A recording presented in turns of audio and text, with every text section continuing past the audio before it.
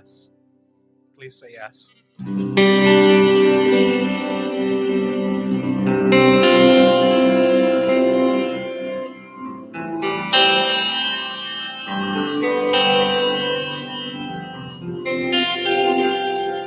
little quiet. Okay, vocals or guitar? See what I can do here.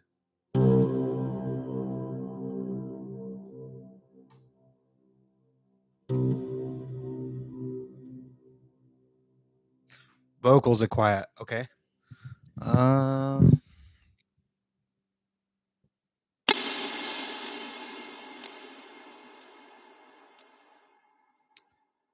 Just one tick.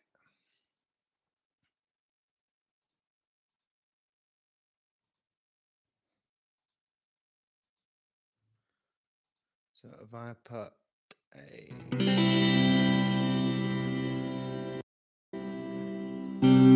How about now? Any better?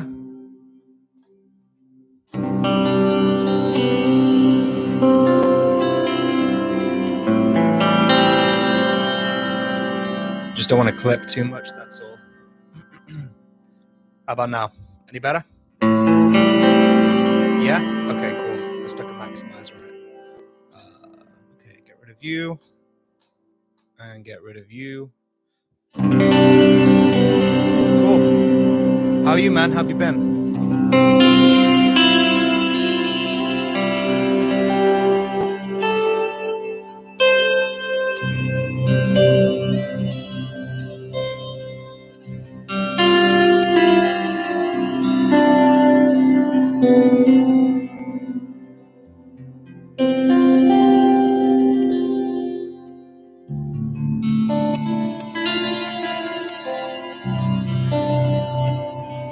Plenty of it, man. So it didn't kill your computer in the end then, hey? Yeah, I'm alright. I just I was working on my cover yesterday, and I bust a string, and that was my only D standard guitar, so it just cut all my productivity into like the thing that I was working on, the thing that I was doing. So I had to wait till like 4 o'clock today for my strings to get here. By that point, the day is gone. Do you know what I mean?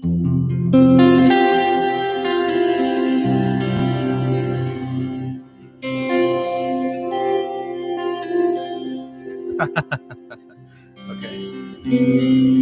But yeah, so I've had to tune this thing down to D all day, and the strings are like, have been like absolute spaghetti.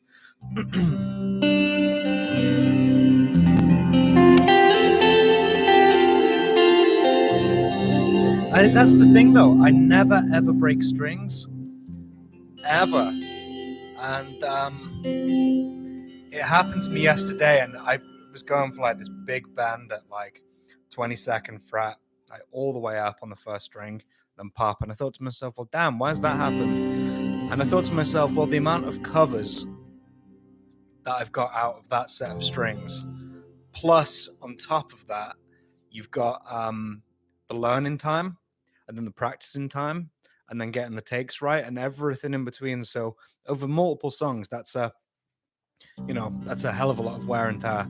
So yeah, so it's good. I cleaned my guitar and got the strings on there that came today. So yeah, ready to get back to it tomorrow.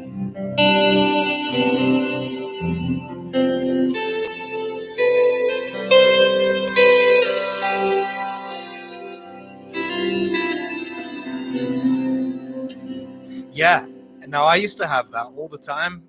Like I'd break it here because I'd be so heavy-handed, thinking I was James Hetfield, and I'd be like palm muting like hell, and I'd be coming down so hard that the string would actually break at the bridge, but the pressure was putting down on it. So yeah, I feel you.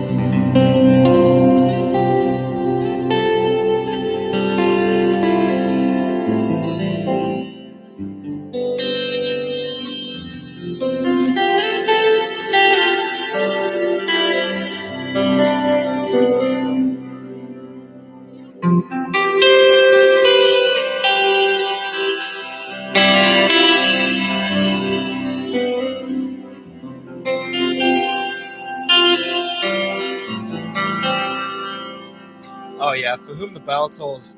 That's such an easy one to like get so carried away with.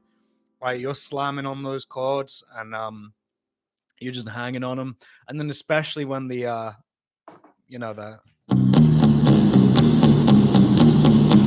when you are like digging in here, yeah, it's easy to really abuse your guitars in a way.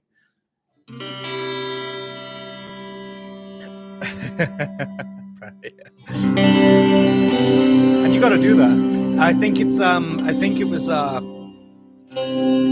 it the Fort Worth concert, 97, Cunning Stunts, Metallica, and when they do bells toward the end of that concert, at the back end of it, James just like completely does away with the pick, and he's just like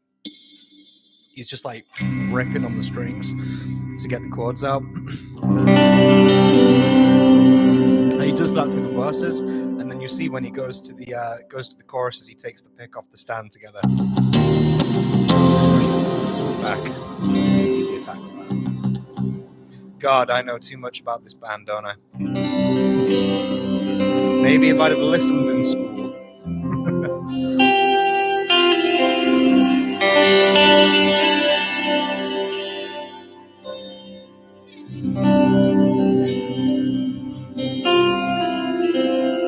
Oh, I have a question. Do you get like notified that I'm about to go live? Like, does it come up with like a little thing on your feed or something like that? Oh, I know. We can never know too much about Metallica. 100%.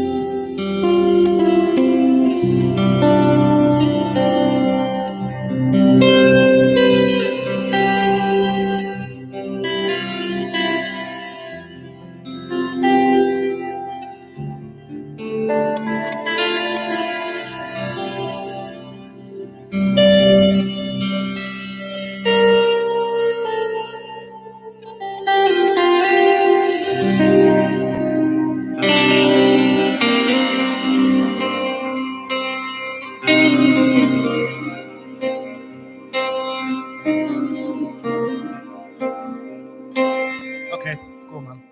Yeah, I just didn't know how it worked, because like sometimes like people are on like straight away, and it's like, wow, that was fast.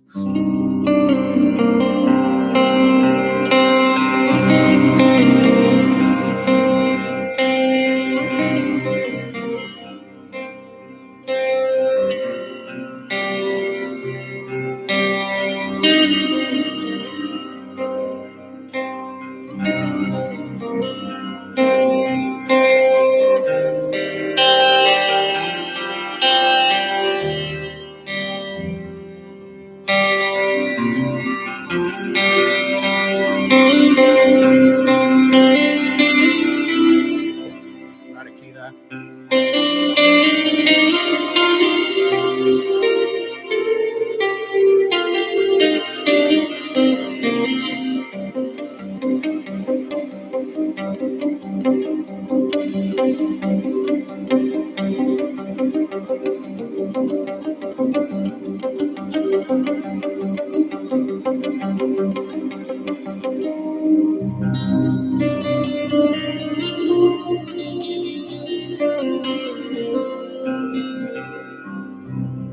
Yeah, YouTube's a funny one. Although it seems to be well, like we didn't know.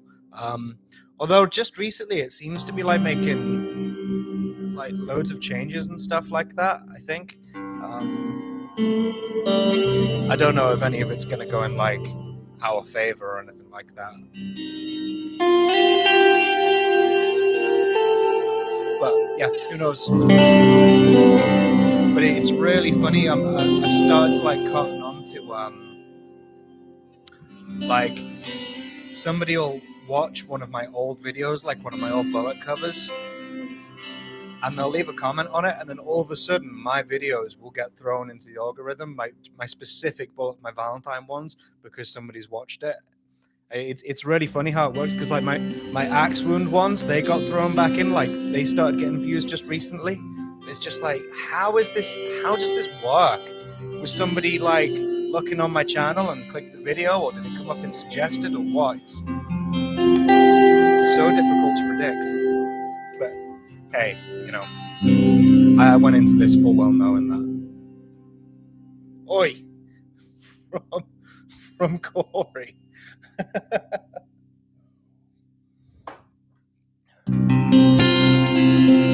Corey, how you doing, man?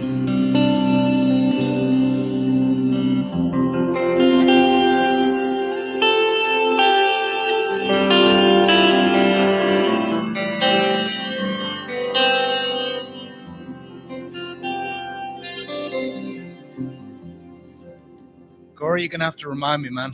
Sorry.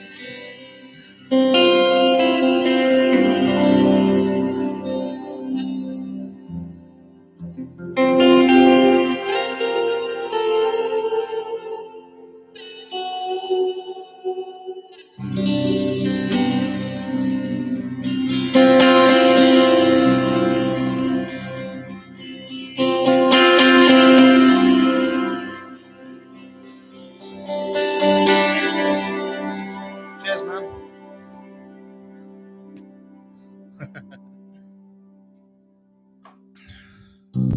Oh, Cordaro, my cousin.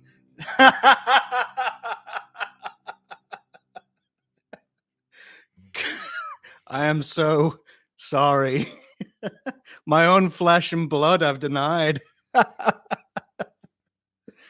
Sorry, man. You okay? Yeah, but I don't know you as Corey. I'm thinking Corey Taylor. He's in the live stream. That'd be awesome. But it's just as awesome to have you here, of course. Sorry, bro. I'm a little slow.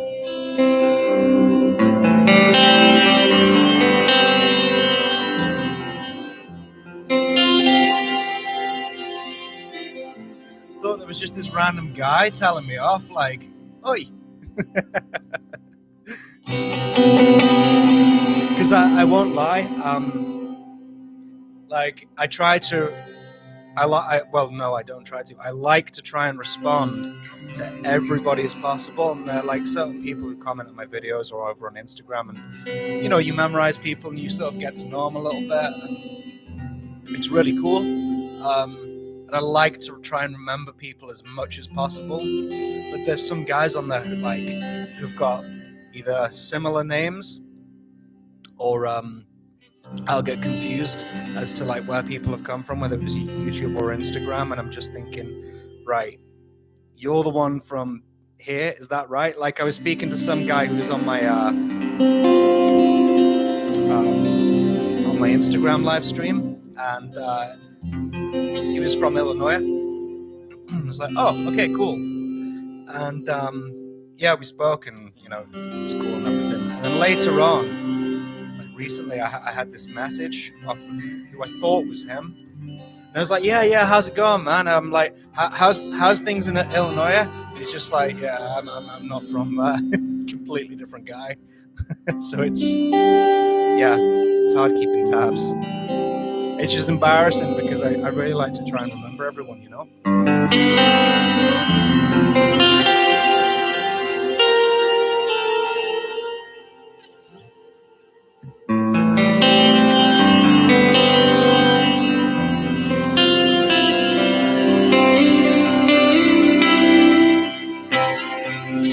Yeah, but hang on a minute. Don't worry about it. You're my family, man. That's really bad of me.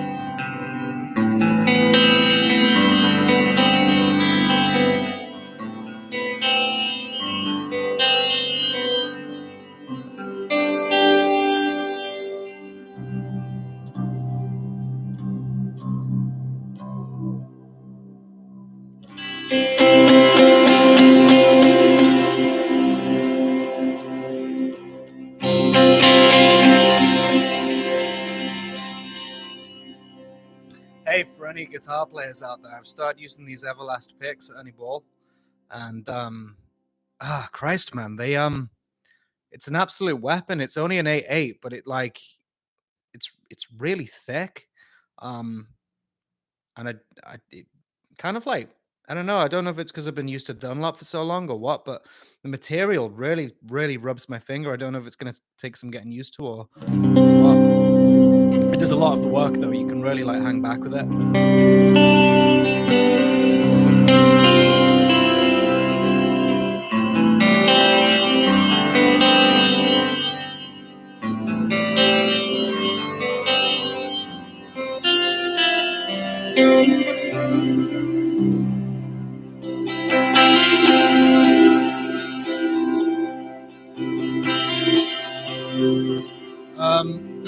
My go-to picks were the I'll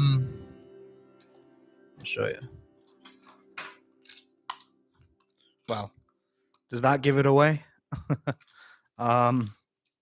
So for many years I used in the beginning it was the Dunlop 0.73s. And then after that, I started using the Jim Root Jazz Masters oversized because I really liked the point on them. I found it really articulate. And then last year, I moved over to the Hetfield 0.94s. And then for some reason, I don't know if I was just really struggling with fast picking. Like thrashy power chord fast picking, and I just thought, am I missing something with the rounded edge? And then you've got guys like Matt, Riffmaster, right, who are just like absolute rhythm guitar machines, and I'm thinking, well, he uses the rounded edge of the Everlast picks, and I'm thinking to myself, well, am I missing out on something here? So I bought some more 0.73s, thinking that maybe if I go back to these, maybe there'll be some lost ground and it'll be like coming full circle. And it was okay, but I really struggled because it was just so thin. So I thought, I know what I'll do. I'll order some of those Everlast picks that Matt was plugging the other day, because Matt loves these Everlasts. So I'll try and I'll just see what they're like, something different. I've never played any ball picks before. So I thought I need heavier than the 0.75. So I've ordered these 0.88 millimeters, and Christ, it's a weapon. And I know Matt uses something like a 1.14 or something, or maybe just over, maybe just under. That thing must be an absolute weapon. What do you use? Hey Callum, how's it going, man?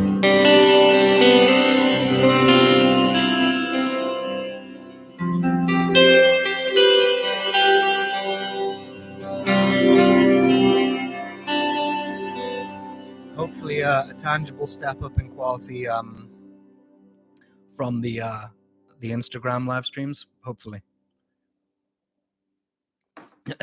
Yeah, I'm okay, thank you, mate. Better now I've got strings on my other guitar that I snapped.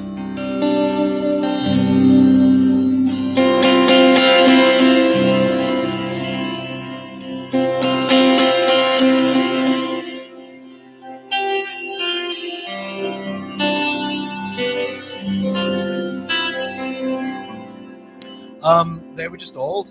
I guess I'd had quite a few covers and bits and bobs out of them, and strings just wear out over time. And I just went for a 22nd fret whole step bend up at the top here, and it just went pink. So it happens. Yeah, I'm hoping this tone is this is something a little bit different from what I used on the Instagram live stream. So I'm hoping this is sounding equally as good, or if not better, because I'm going straight through Cubase.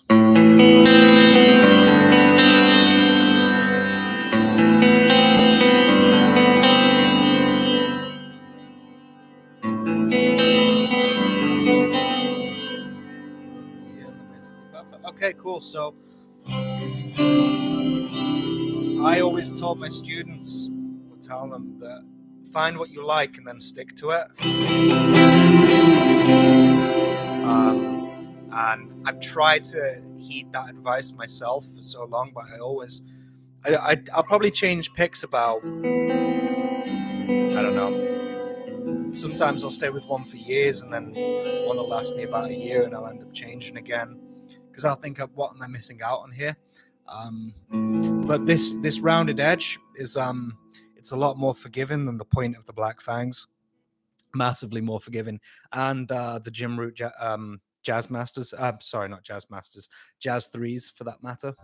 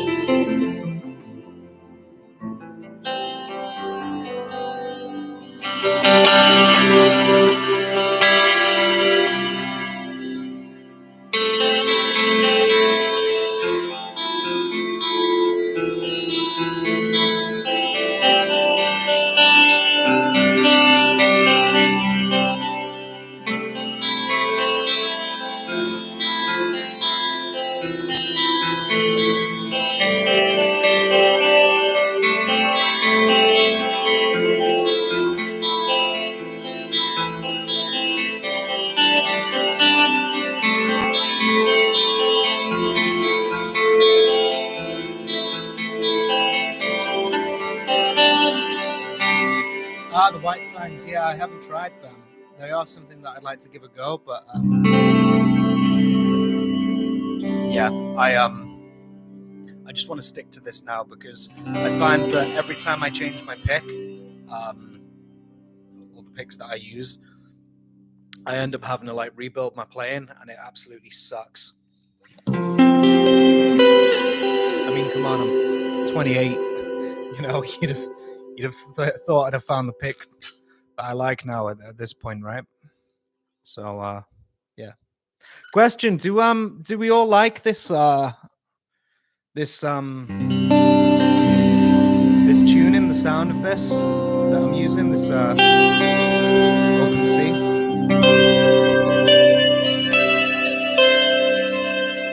know, because the whole idea of this is, you know, just keeping it chill and stuff, and it's just really easy. You don't have to think while you're playing it.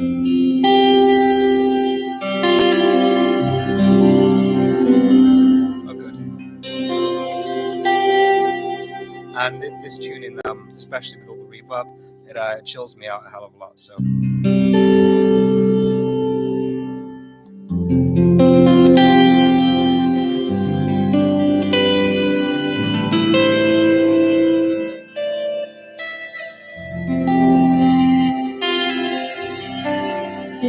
Hey, breaking the rules in school, man. I love it.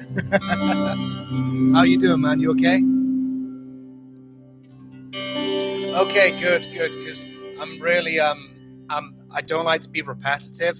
Hell, I only like cover 2 bands on my YouTube, but hey, but yeah, this is a sound that I'm most comfortable with, and like the talking of it. It's so hard to chat and play with a standard tune guitar because you're thinking about what you're doing. With this, you can just let that happen, and it's yeah, it's all good.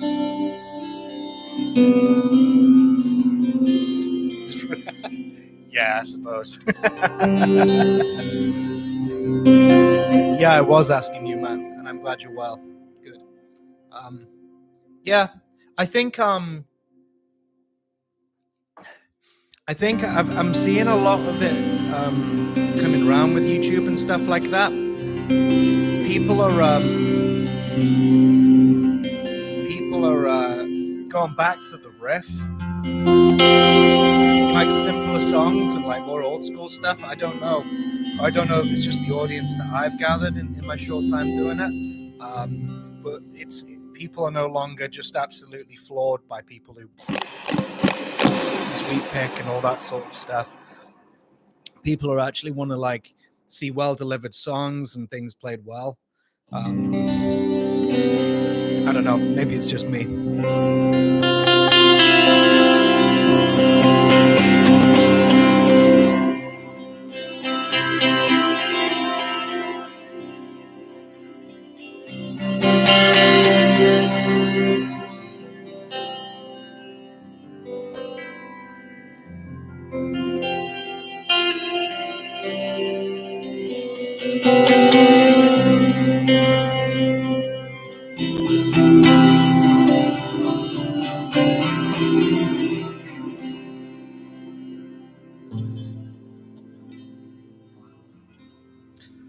Would I take a song request?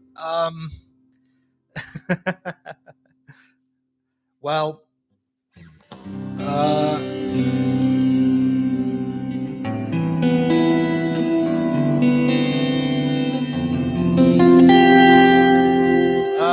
okay, so this isn't a standard tuned guitar. And what do I mean by that? It's not normal.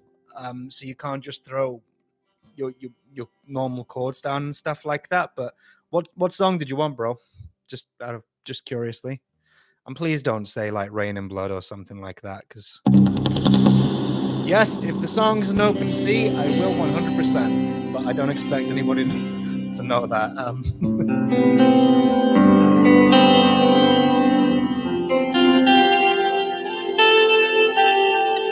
Midnight by Joe Satriani. Wow. Who's what? How did you get into that? Who's been? Tell me. No, I can't. But I don't mean that to be a dick, but I'd need to learn it actually. If yeah, because Joe Satriani is one hell of a player, and if you're gonna take one of his songs on, you need to like.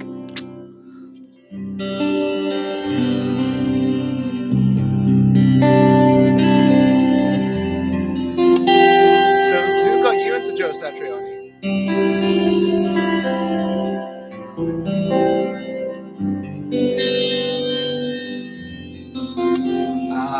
Okay, yeah, he's a big YouTuber. Okay, that makes a lot of sense. I'll look into it though. Certainly, Joe Satriani is it's virtuoistic music, so it's you have to be so technically proficient to pull that kind of music off. In other words, it's scary. I mean, Joe Satriani taught Kirk Hammett from Metallica, so you know, and Steve Vai. You know, what does that tell you? The guy's a genius. And he doesn't age either. It's quite strange.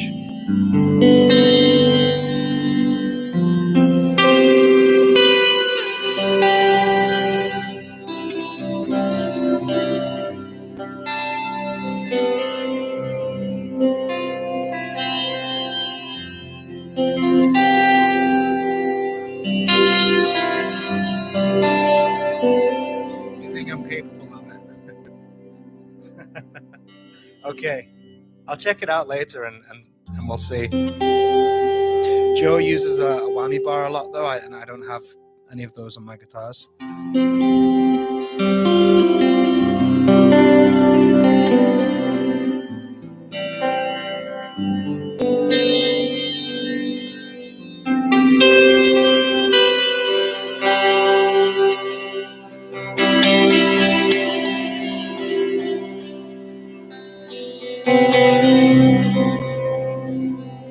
Oh, thank you, man. You know what? That Dead Memories is a really strange song. It's to play front to back. It's not comfortable. I can't explain it. That's the only term I can use to explain it. It's not a comfortable song to play.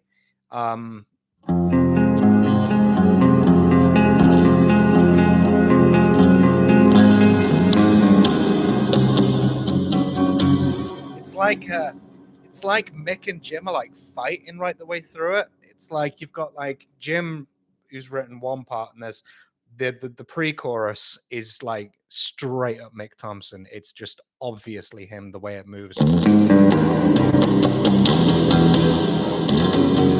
It's just obviously him, and it's kind of like they're fighting one another right the way through the song. I don't know, and it's a strange one to try and pull off. And then the chorus riff.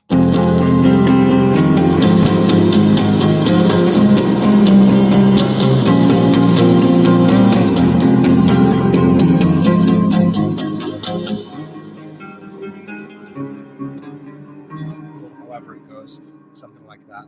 But these, who writes like that?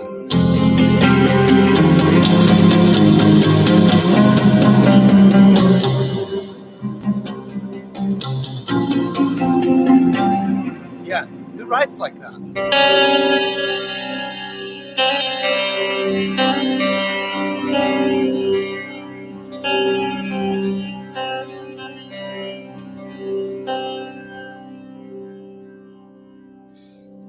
Yeah, so I think that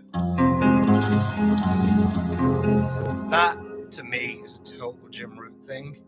The majority of that album was really driven by Paul Gray.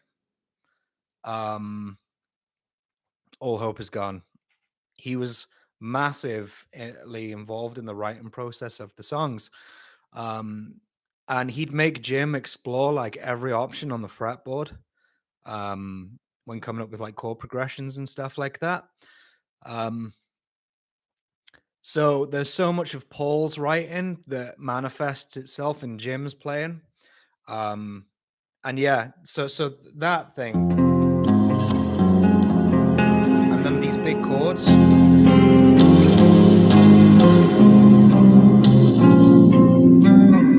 That's a total Jim thing, and Paul co-written, I guess.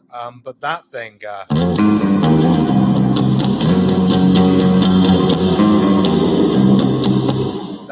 is just the way it moves, the way Jim kind of, the way Mick just like slides into his power chords. It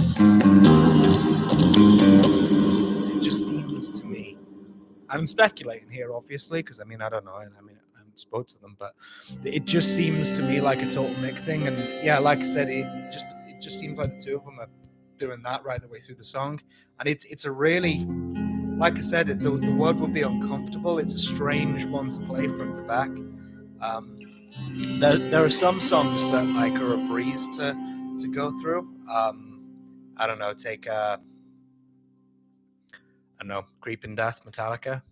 I know it's fast, and you know, if I'm not warmed up, there's no way I'm going to get it. But you can kind of comfortably move through the chord progressions. You can comfortably move through the intro riff into the verse, which takes you into the chorus, which takes you into like the pre-verse, into the next verse. Then you got the guitar solo, the bridge, and then straight back out. It's a very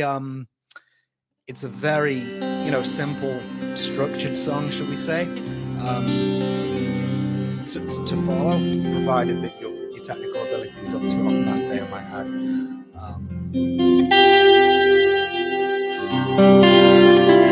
So yeah, that Memories, it was a weird one, but I'm glad everybody enjoyed it, because I'll let you in on this now. I really was not feeling it. I knew I wanted to do it, and I knew people wanted to see it from my last live stream. But when I was videoing it and I was recording and stuff like that, I just was not. I was just thinking to myself, I'm dreading getting to the editing, because I'm dreading what I've got here. But yeah, I'm actually quite proud of it now. I'm quite happy it came together okay. I'm curious which Slipknot album is your favorite, least favorite. My hot take is that the first two are the worst outings. Not bad albums. My favorite Slipknot record and one of my favorite heavy metal records ever is Iowa, the second record. That album front to back is just an absolute slam in the face.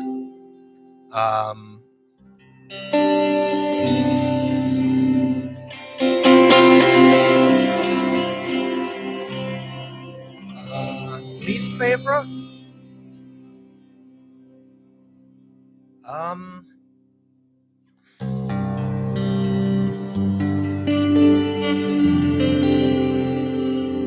It might be the Grey Chapter, you know.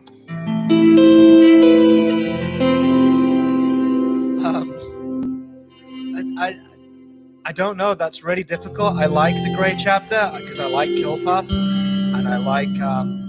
Speaking of which, I need a pop filter. I apologize for. But yeah, I really like Kill Pop, and I really like Sarcastrophe, AOV. Yeah, I absolutely love it. It's just those songs are very flat in the Grey Chapter, and it is the sound of a lost band trying to find their way without their drummer and without their bass player. Yeah, it's not a bad album. It's just not my favorite. Correct. Spot on. Yeah, I feel exactly the same way. Grey Chapter, the songs are just very flat. I know Jim wrote a lot of that album, and they were just arrangements, which is cool and everything. But he said about the new album, well, hell, it's not even new anymore. The last record, We Are Not Your Kind. He said that those songs, you can feel the push and the pull of a live band a little bit more, and he's spot on there. The Grey Chapter was quite quantized and everything was buttered up to one another. It was quite tight, but because of that, it made for, in my opinion anyway, quite a flat sound, and the songs were just kind of, I don't know, they didn't have that rip, that sort of, that chaotic thing that Slipknot are known for, where it's just absolute chaos.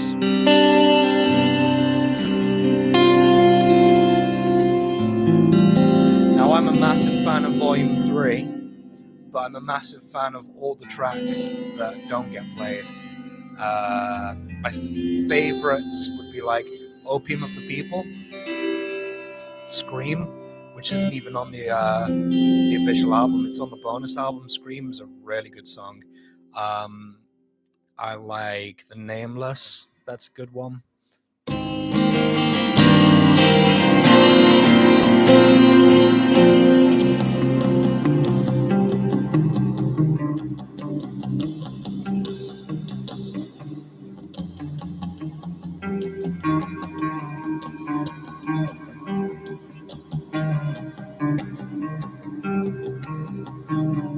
Yeah, Scream's a cool one. Go check that one out.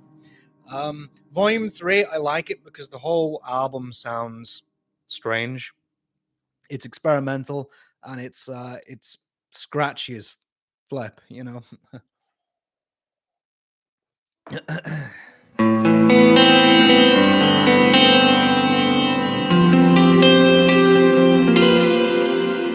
that was bad.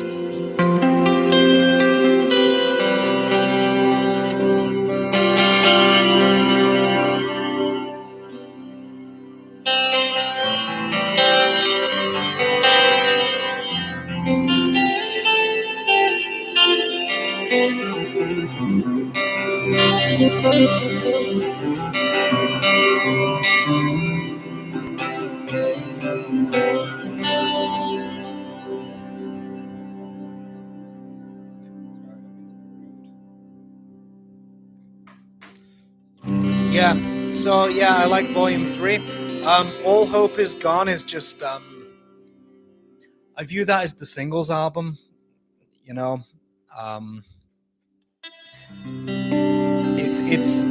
it's the singles album, Snuff, Dead Memories, Psychosocial, Sulfur.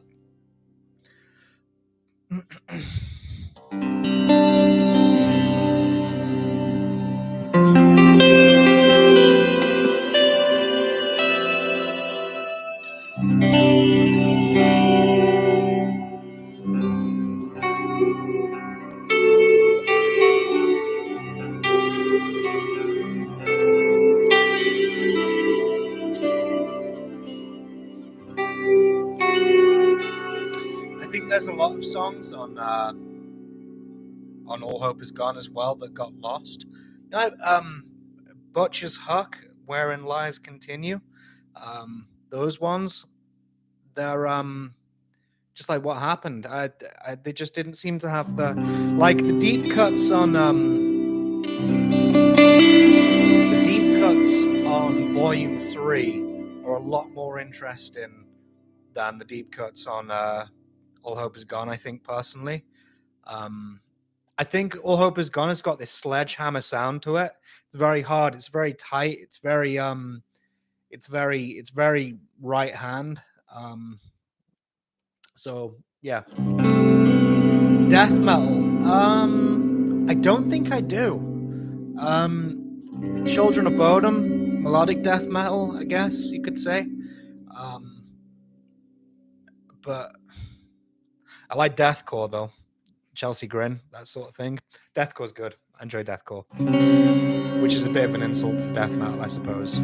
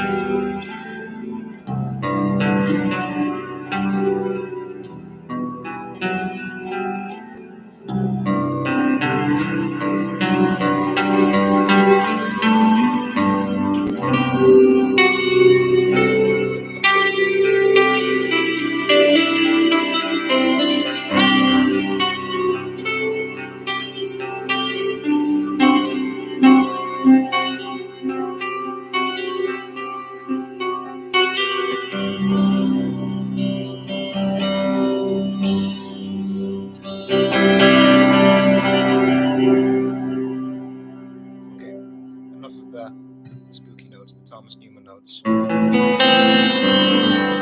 Take care, man. Be well. Let's meet you soon. Give me a phone call, actually. Video call me at some point. Let's meet you soon, man. And thank you for tuning in as well.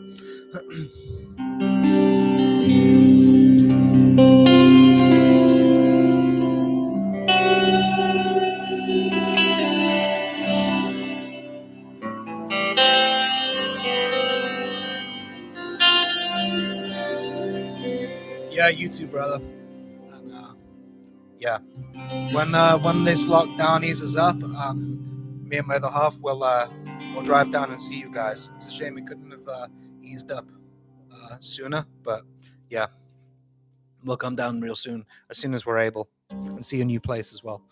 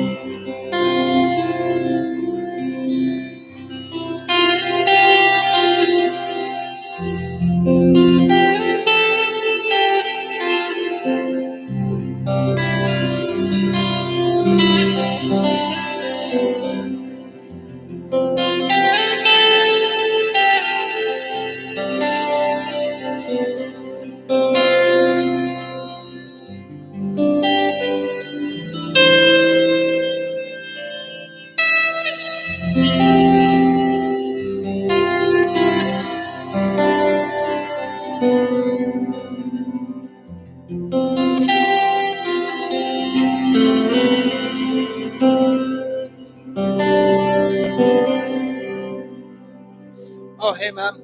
Thank you very much. I'm glad you like it. Believe it or not, it's actually Cubase doing all the work. Just all my reverbs and delays and stuff. It's literally just plugins. It's amazing what you can achieve. And yeah, I know usually I use bias effects, but there's just something about stock plugins. There's something about the stock plugins on this that just work. Yeah.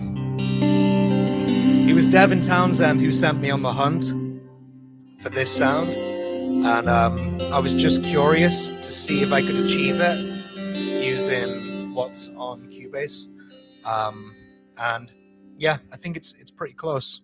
And the most important thing is that it sounds good coming over live to you guys. That's the important thing. If this didn't sound good, this just wouldn't be doable. So yeah, and full props to this front pickup as well. It's absolutely insane on the clean channel.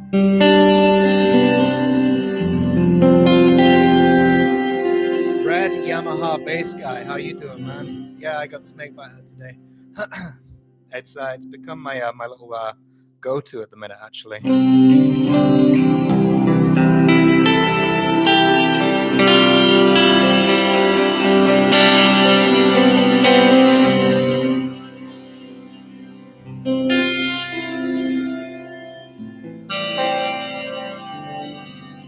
No, I've not tried anything of the neural yet, I suppose. I guess I would like to at some point, 100%. But just right now, while my bias just between bias and this, it kind of does everything that I need.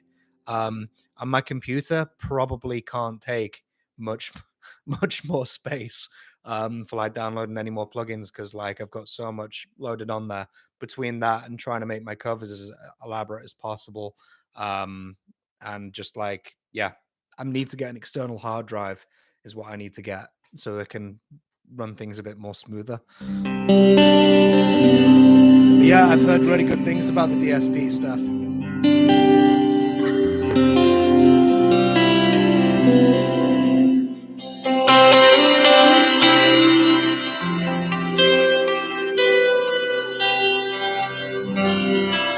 Oh, have you tried them? Do you like them?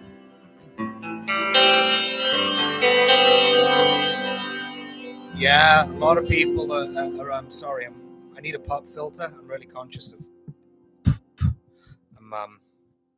Yeah, the Gojira one I've heard nothing but good things about. And the ad keeps popping up on my YouTube, like when I watch a video for it, and I'm thinking, I should probably try that. But what I will say is, Bias Effects, my guitar tone on Bias, you would not believe the amount of guitar covers I've got out of this one guitar tone. Just to give you the idea, a lot of the metalcore stuff that I do kind of it lends itself toward. And every time I've tried to hunt a different tone for certain songs, like Kill 'Em All stuff when I did the Four Horsemen, um, and Cyanide, Metallica, I just thought to myself, I wonder what this would sound like. And the same guitar tone, it just works. It's crazy. It just blends into everything. It's like there's no need to go hunting. And every time I think to myself, right, I'm going to try and get something close here. I find myself coming back around to this same guitar tone that I stumbled across just on what somebody uploaded, which is just this pre-mixed Satan head, and it's absolutely nuts.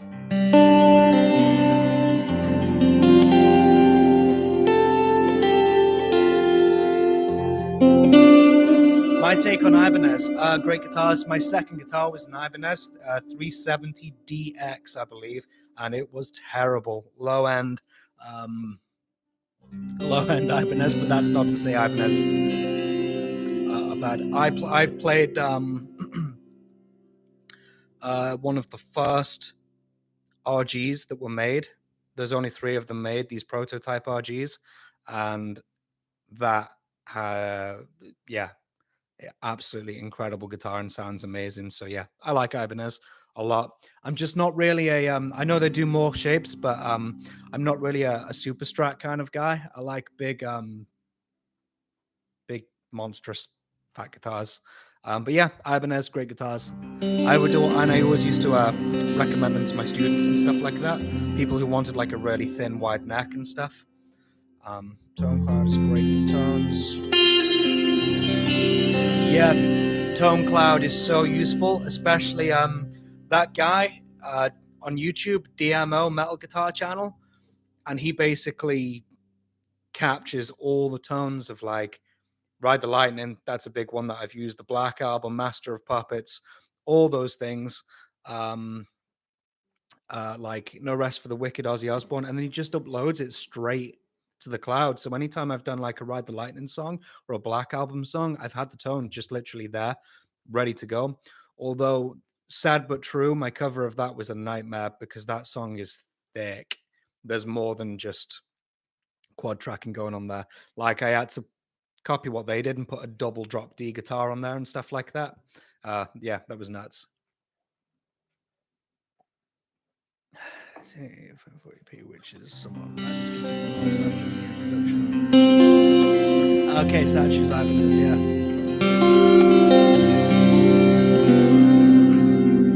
Well, the reason why I played one of the first RG models was a guy that I used to work with used to do what do you call it, demos, and he did demo for Ibanez, and it was when they just were bringing the RG out, and or whatever line it was, that super strat shape, Floyd Rose, ultra thin neck, which they didn't end up, the neck that was on that guitar, they didn't end up doing for Ibanez. And at the end of it, when they paid him, they said, "Oh, as something we'd like to throw in for your payment, you can keep one of the guitars." And he was like, "Yeah, I like this one." And they were like, "No, no, no, no." They said, "You can't have that one. That's the, that's like the main thing." And he was like, "Yeah, but I really like this one." I'm like, okay, then we guess you can have it. So yeah, there was only 3 of those made. I think one of them that I've played, that's here in the UK. I think the other one is in the UK, but as to where the third one is, I have absolutely no idea.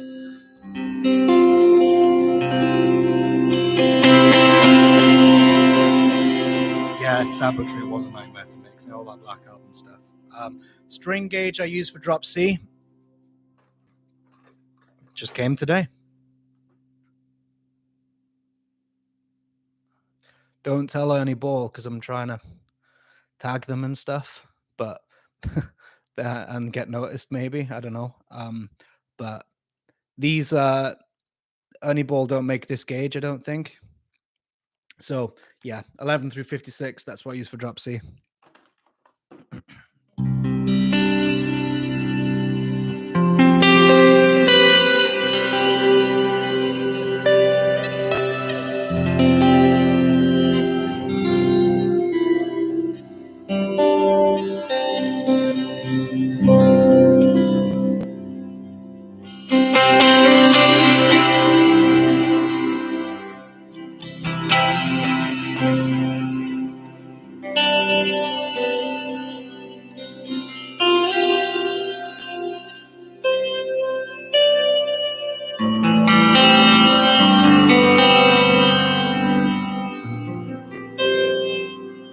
That one didn't belong in there.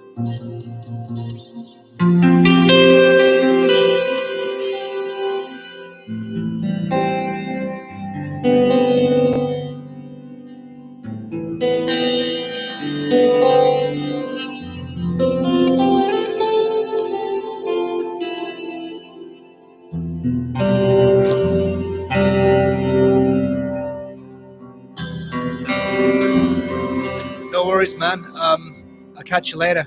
And yeah, be well, man. And thank you for tuning in. Cheers.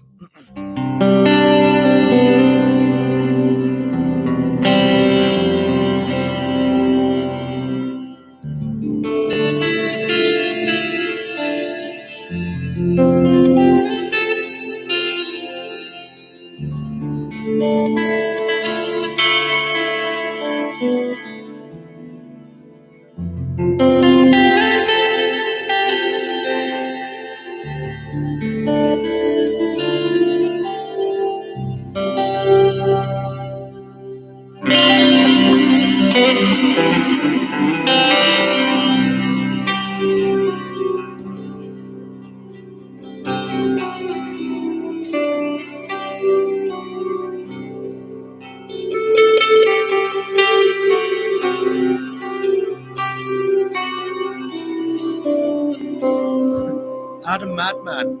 Yeah, I'm live again. How are you, man? Hope you're well.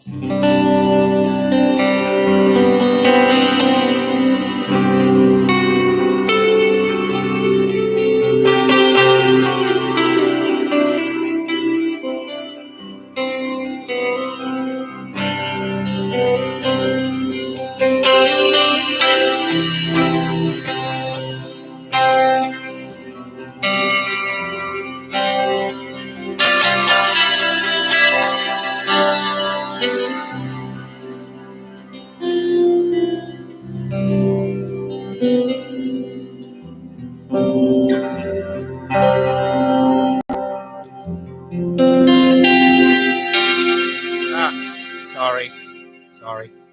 A nail got caught.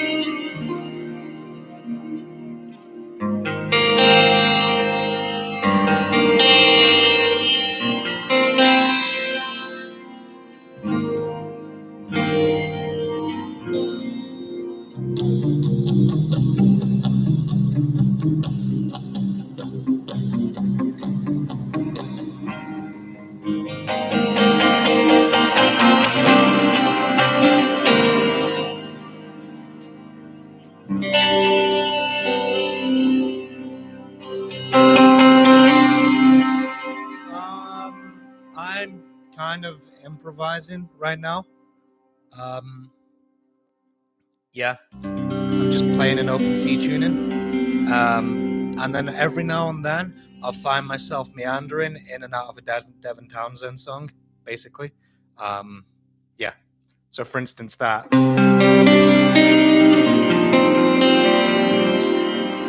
a Devin song right there. But then I'll just find myself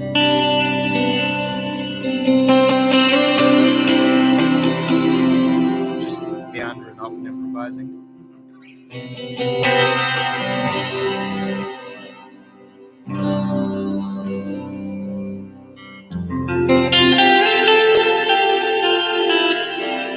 Yeah, I do know Pink Floyd. I couldn't play any for you right now because my guitar's tuned open C, so it'll be come out a little bit strange. Oh, hey, Nikki. How are you?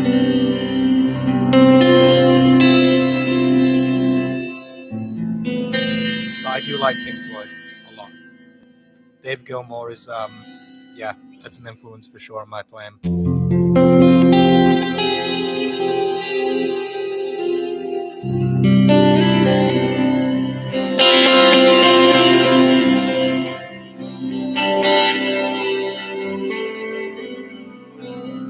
I'm glad you're well.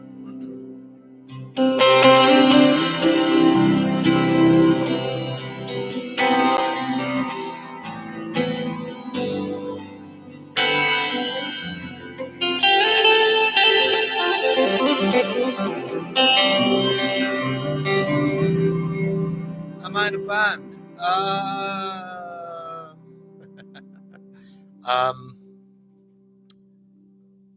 Oh, hey, Carl. I hope you're well, man. Am I in a band? I have a project going on which was supposed to start pre-lockdown, just like with most things. And then lockdown happened, and that just put everything on hold in terms of like jamming in a room and getting in a room with people.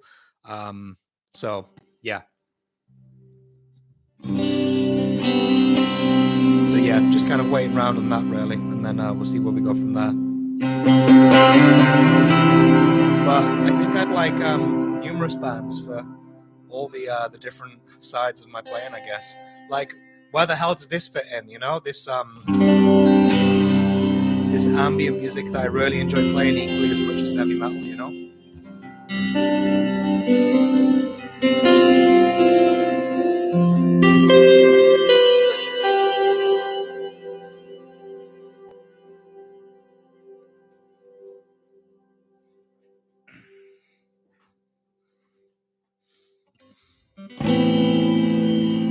Thank you, man. I really appreciate it. Thank you. I'm glad you think so. I'm glad one person thinks so.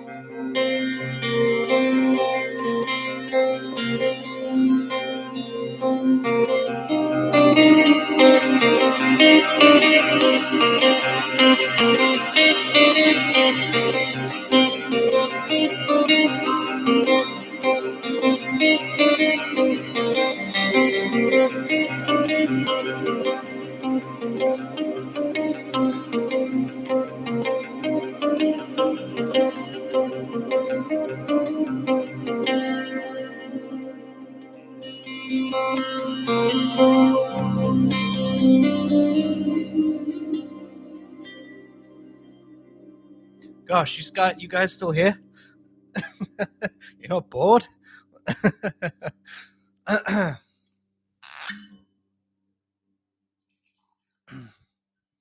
Kind of got carried away on that one. I hope everybody's enjoying this Tuesday live stream thing. I really like it. It's great. It's great because I get to perform, and I haven't performed in front of people in years, man. I mean, you know, an audience that I don't know. So this allows me to do that, and I get equally as worked up though as if I was going to front like a live audience. I get like anxious before I do this because it's like, God, what the hell am I going to play? You know.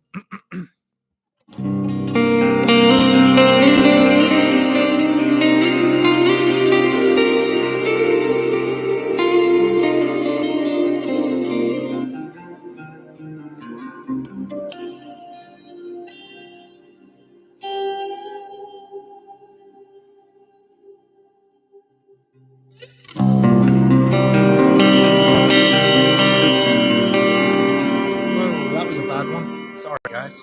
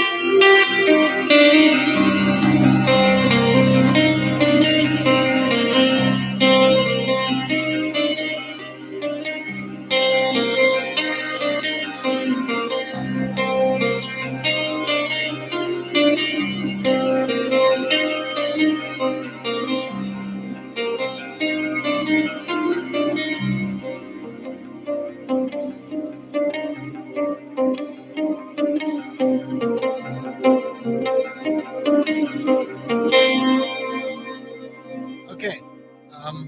Can I sing in a word now? I enjoy singing a lot. And I used to try and pursue it like to some sort of serious level. Maybe not as serious as guitar playing, but I certainly wanted it as a counterpoint. But as I've got older, yeah, I don't really like. Well, no, I still like singing, but I don't think other people enjoy my singing, shall we say? Ooh, Christ.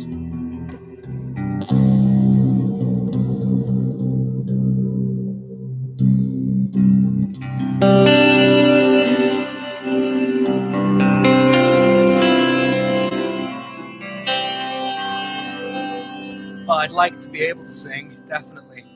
Maybe in another life. You want to hear me sing? But I one of the big things with singing is I could never master playing and singing at the same time.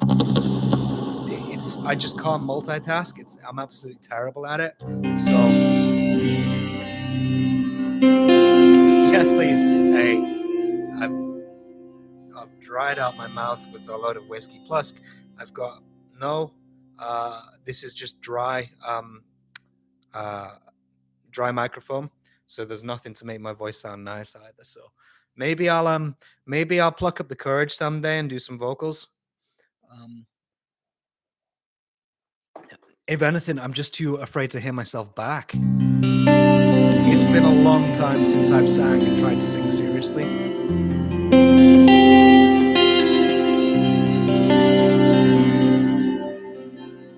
I always end up like straining here a bit too much. So yeah.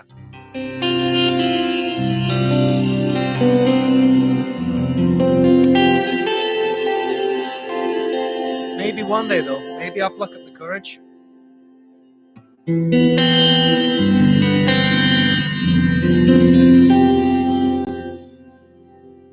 Okay, Adam, take care of yourself, man. Be well. Thanks for tuning in. That being said, I'm gonna go grab a drink of water. So maybe talk amongst yourselves, and if anybody comes on and they're like, "Where the hell is he?" Just tell him he's gone for water, please.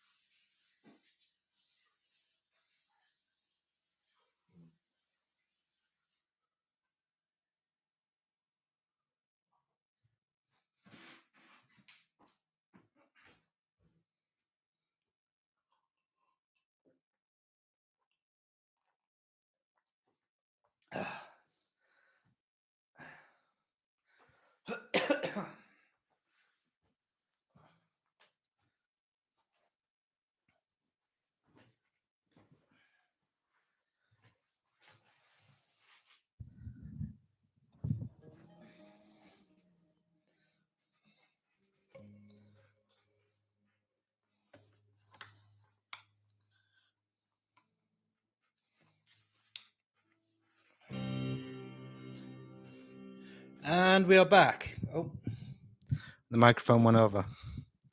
What about should we change guitar?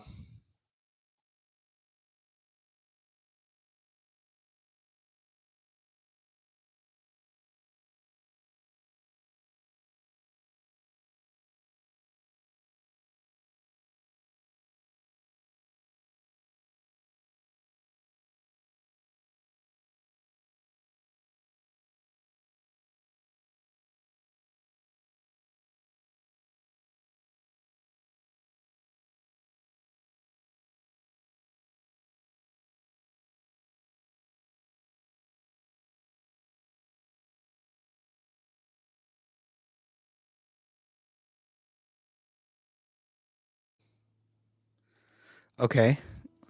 Didn't expect that to happen.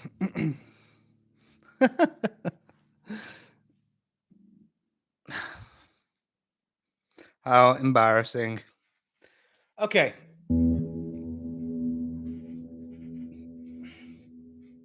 Let's see if this one wants to behave.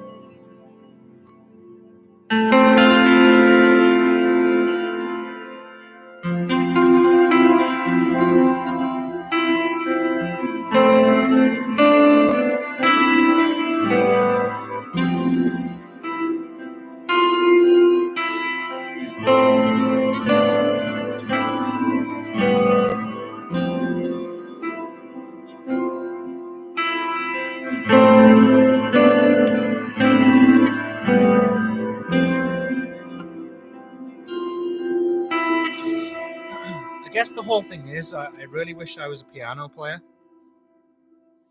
Yeah. When I'm playing this, I'm hearing piano. I mean, that wasn't my song, obviously, but yeah. I'd like to. It might not make sense, but the chord voicings that I'm doing and stuff, and the way I'm playing, I'm really trying to get like a piano sound out. If that makes any sense at all, that's how I hear it in my head, anyway.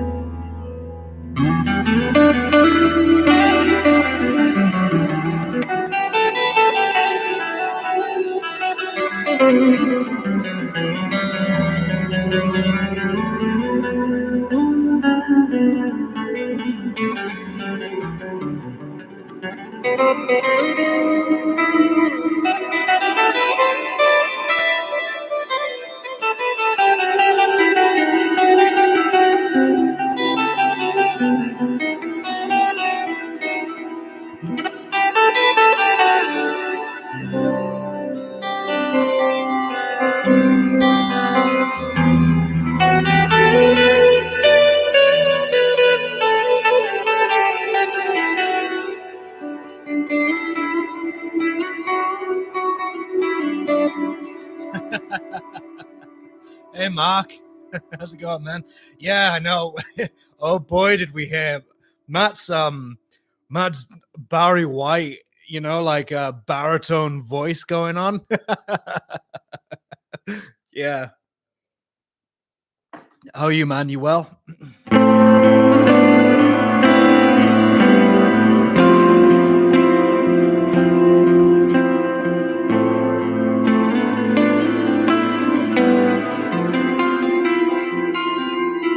It was deep.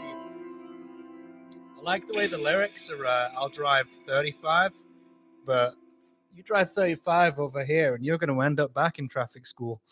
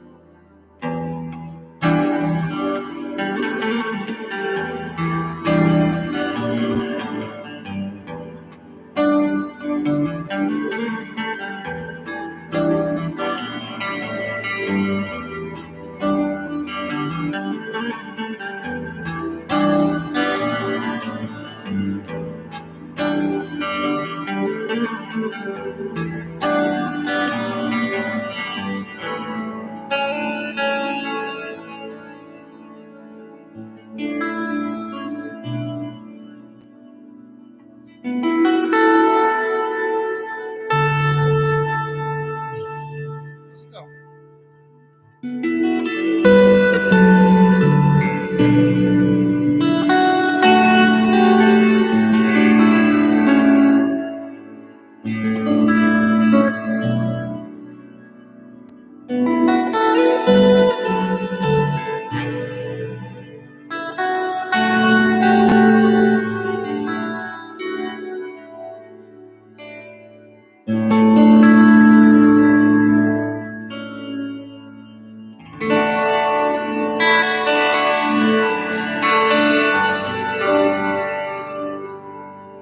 Yeah, I suppose.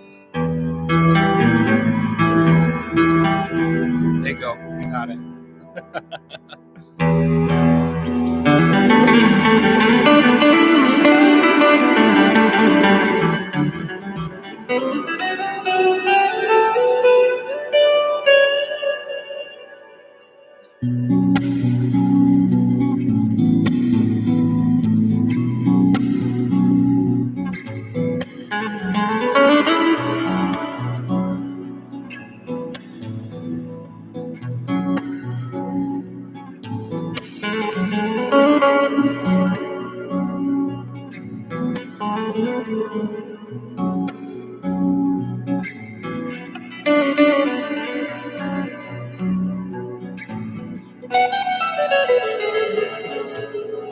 I need another guitar player.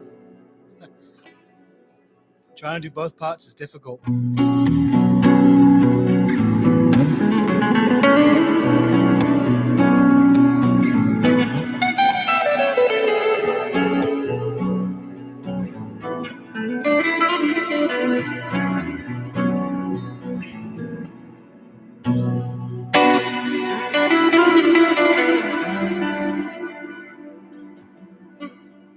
Start again.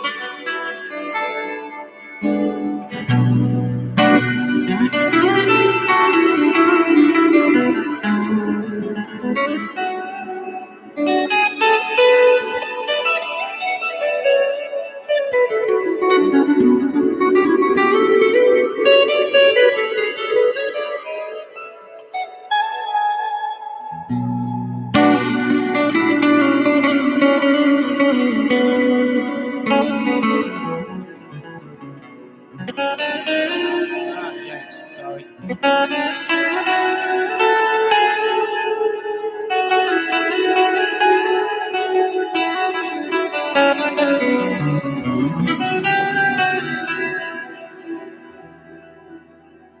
It must be weird because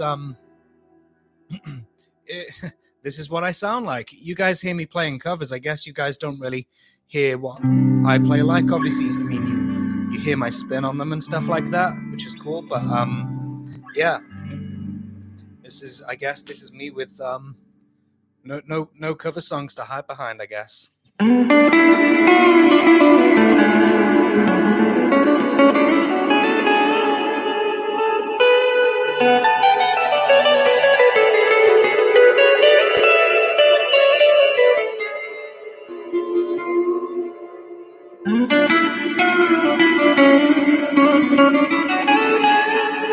Oh, thank you, man. It comes as quite a surprise.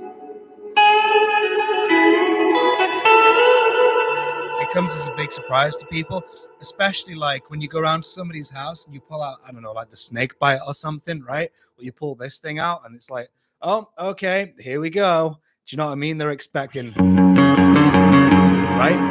And then out comes this, and people are quite surprised.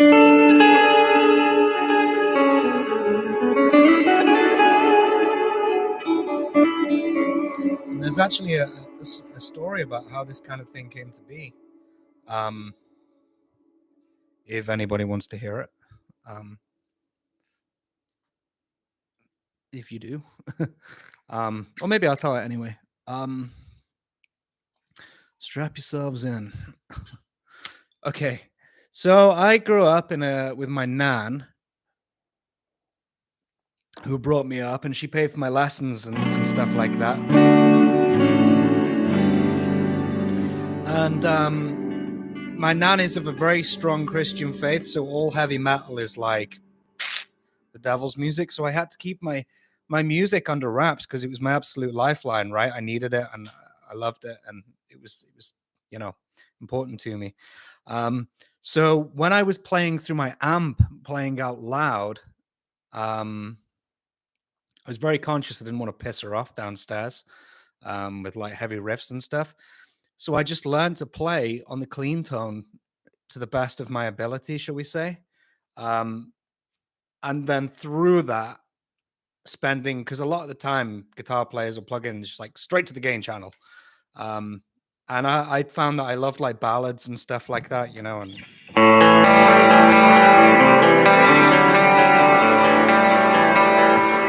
all that stuff.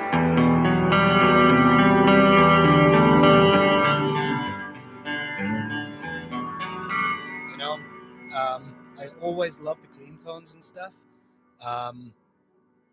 So yeah, I found myself doing a hell of a lot of that just to keep things, in the house. Like, if I flip the distortion channel on, you get like a on the door, like, you can cut all that heavy stuff right out, kind of thing. And obviously I did grow from there, but yeah, I just played on the clean channel a hell of a lot and had to make do with it. Any hymns? No, I didn't, man. But yeah, so from there, and then I got into like players like Zach Wilde and stuff, who's not just Aussie and not just Black Label, but like he's like an incredible,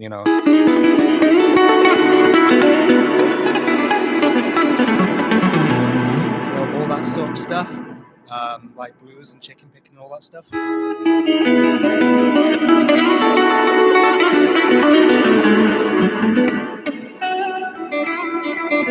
I can do it myself. Got into all that sort of stuff as well. My guitar teacher, massive influence on me, like 80s guys, so like Gary Moore and John Sykes and all that sort of thing, which was his sort of scene. So like, all the players, man, it kind of like tasteful players kind of rubbed off on me, as well as just that I was listening to all the crazy, heavy metal stuff. But I've always just loved a good clean tone. And then Devin Townsend happened, and that was like a massive shock for me, because I always like drowned my clean tones, drowned all my tones in reverb, and I've just always loved this really big reverby sound, and I really thought I'd found my sound. Obviously I didn't think I was the only one doing it, but I was just like, yeah, this is something that I really enjoy doing.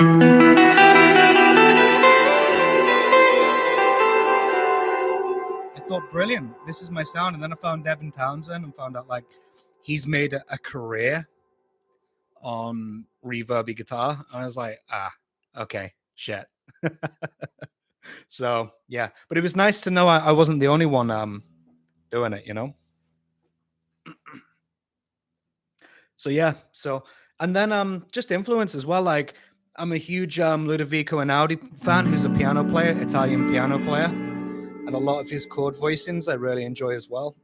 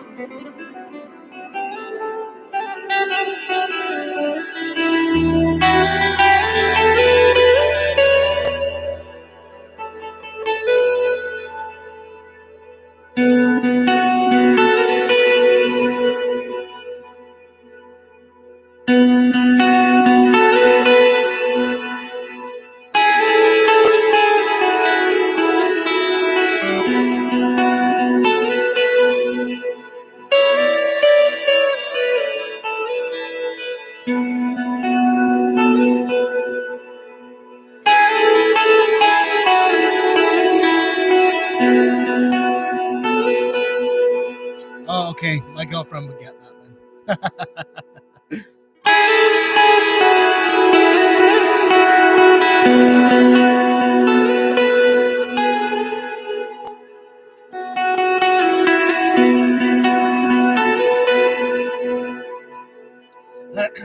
no, contrary to I don't want to say popular belief, but it's easier for me to play like this than it is heavy metal. Heavy metal, I mean, it's my absolute favorite, obviously. I mean, come on, you know. But it's, yeah, this is all improvisation, mate. It's this, I've had to work to play heavy metal. That does not come natural. I've had to really work to pull it off. This just flows for me strangely, I guess, which is nice.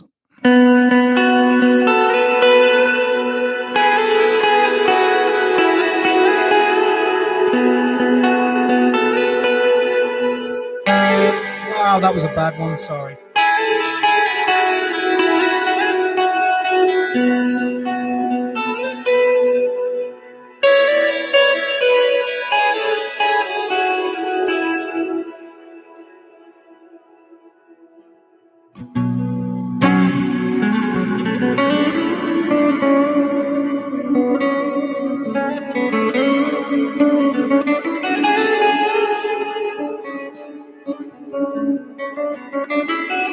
Yeah, it was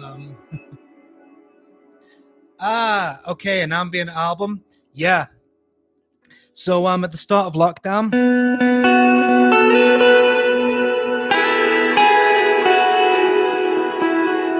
I started putting together just little improvised pieces and stuff like that.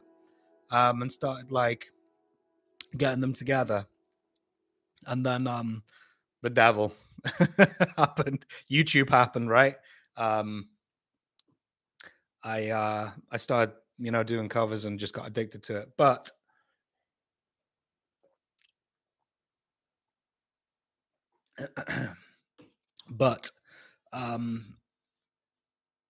I would really like to do an ambient guitar album because again, inspired by Ludovico Einaudi, right? The piano player that I really enjoy. Like listening to him since I was like 18, absolute years. And what I enjoy about it, it's just piano, no accompaniment, no strings, drums or anything like that. Yeah, it's just straight piano, and I've just enjoyed these long, drawn out orchestrated or arranged pieces, right? And I thought to myself, well, this is what I enjoy as well, just playing reverbed out guitar. Would other people like to listen to it?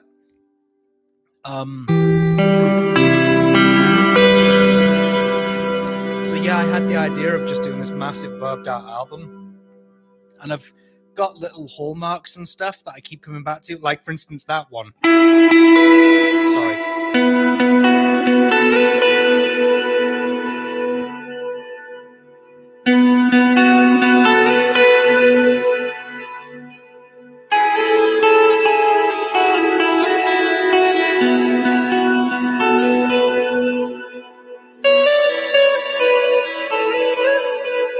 That's an album that came out like, not an album, sorry.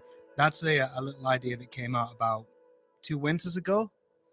So I've got all these like different ideas that I'd like to do something with, but yeah, do people want an album of straight reverbed out guitar? That's the question, you know?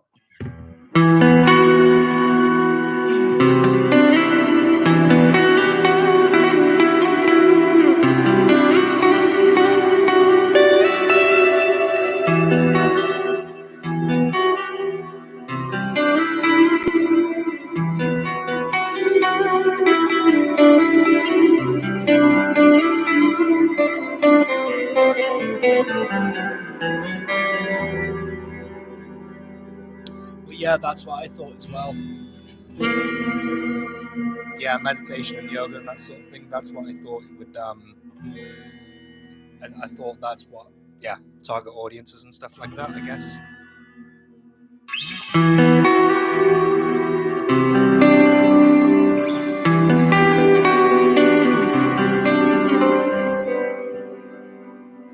But this is another one, I guess. This is an idea I've had for ages.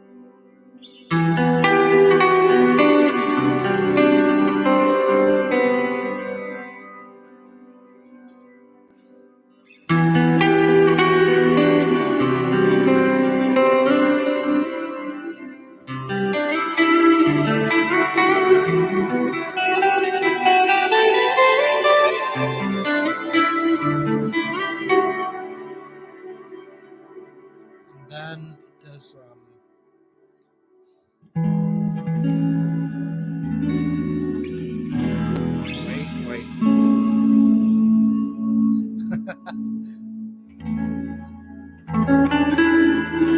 it all comes from,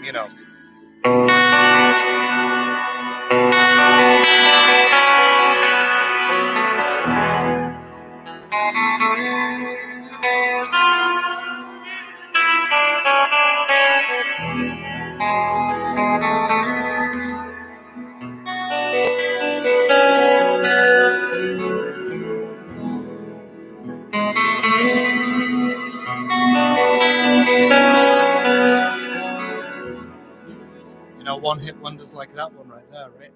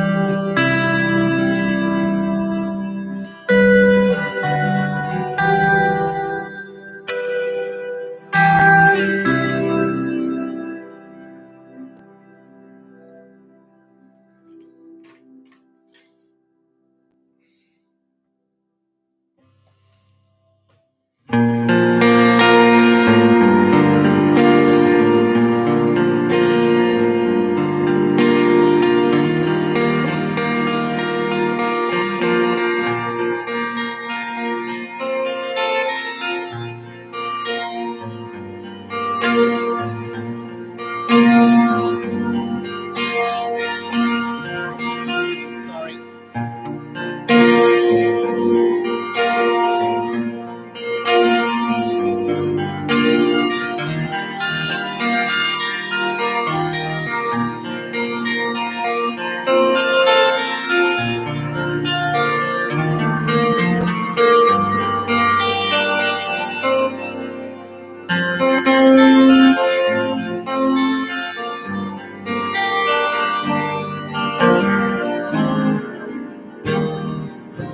Anyway, your favorite song of all time?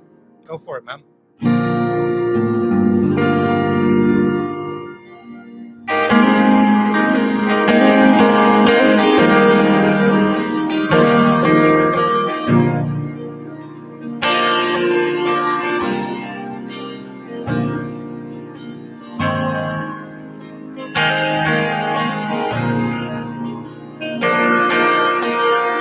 Oh, sorry, man. I'm so sorry. I didn't read it properly. Yeah, it is a lovely song. Yeah, even without lyrics, it's perfect. And all different versions as well. Obviously, Jeff Buckley is probably the nicest version, I guess. Sorry, man. Duh.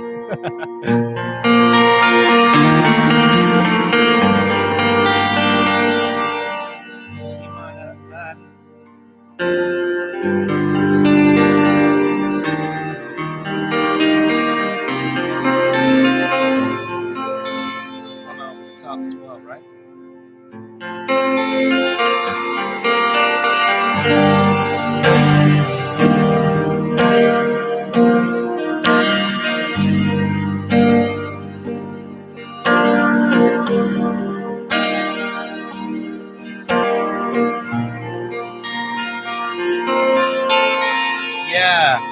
Fuck Rufus Wainwright and fuck Shrek.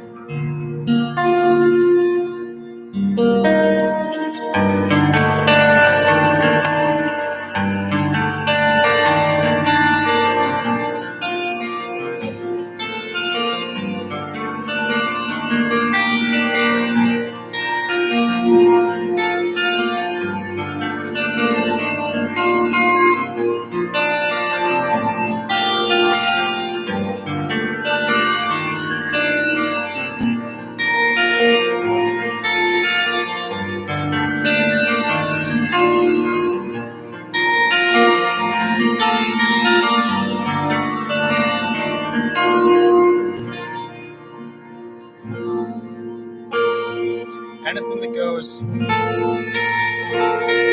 is a winner for me.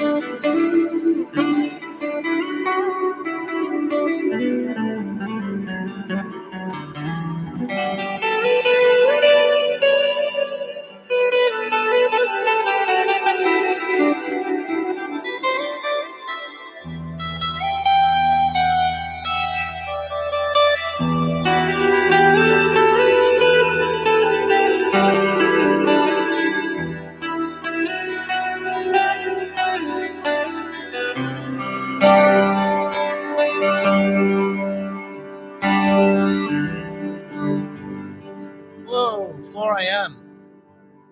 That sucks, man. Yeah, okay, no worries, man. But thank you for tuning in. We'll do more of these as well. Yeah, but no worries. I enjoy playing Hallelujah as well. That's yeah.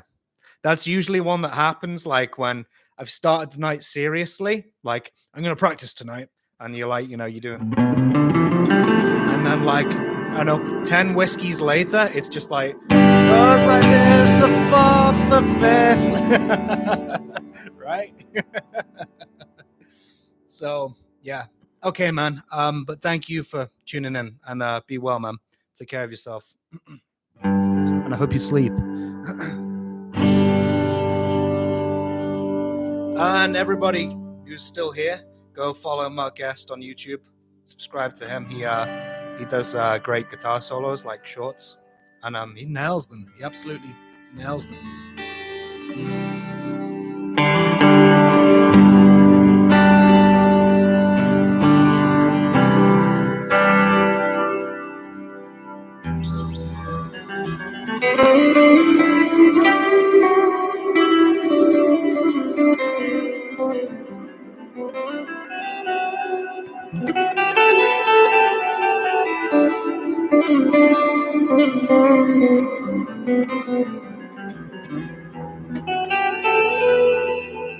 Hey, Carl, I see you there in the background.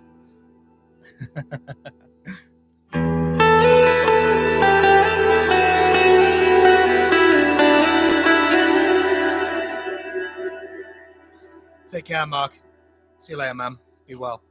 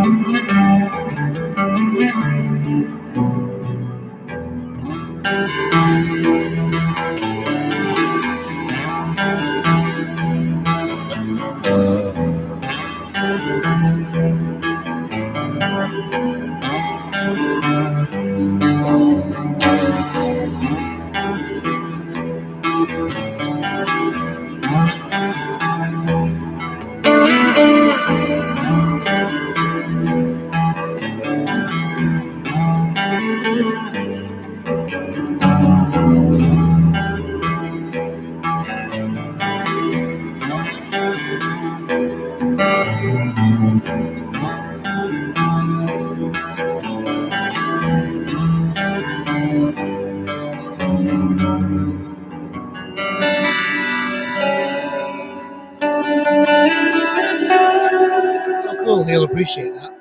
Yeah, Mark's awesome, man. Mark's just one of those guys who, like, I think he found my channel through the Riff Master, maybe, and he's just been like so supportive ever since, like, he like subscribed to me and saw my videos, and I did the same, and he's just like really supportive, and yeah, engages, and we've become friends, and that's really nice. I've made so many cool friends like yourselves, of course, through doing this, so it's very cool.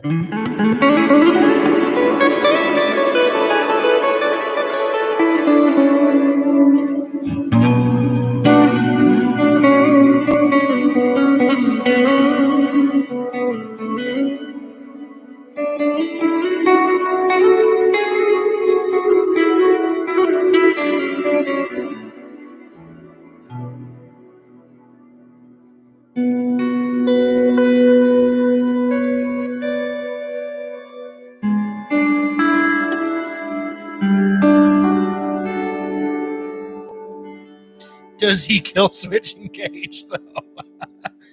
No, I don't think Mark does. Oh, maybe he does. I don't know. You'd have to ask him that one. He's not a fan of all like the metalcore screamy stuff, I guess you could say. Mate, I don't think even I kill switch engage. Just barely. Yeah.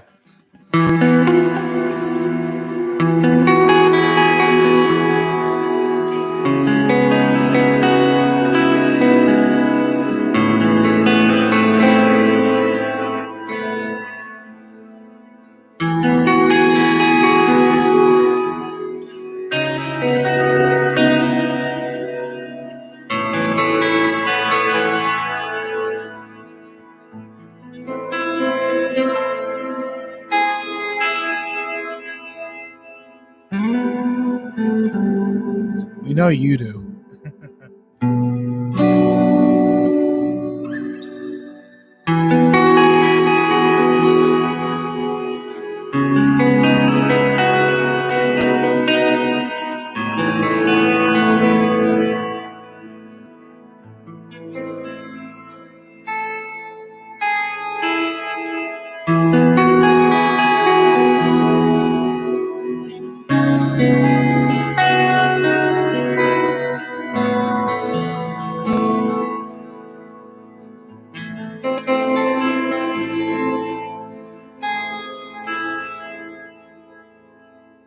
Okay, that's a really sad one. Maybe play something happier. Do I know any happy chords? Oh, hey man, you're back. Cool.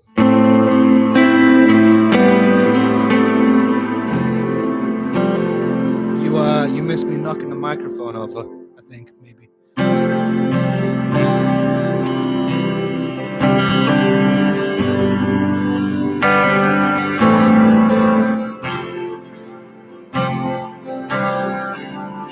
I'm not.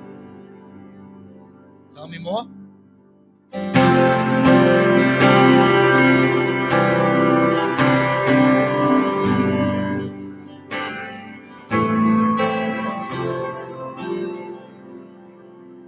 If there's any like metalheads like still on here, they were hoping for some distortion, I'm really sorry. Although I'm working on my next cover, which is all of the yeah.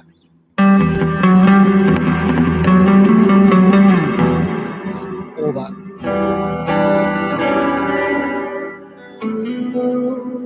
What's this power? Tell me what's this?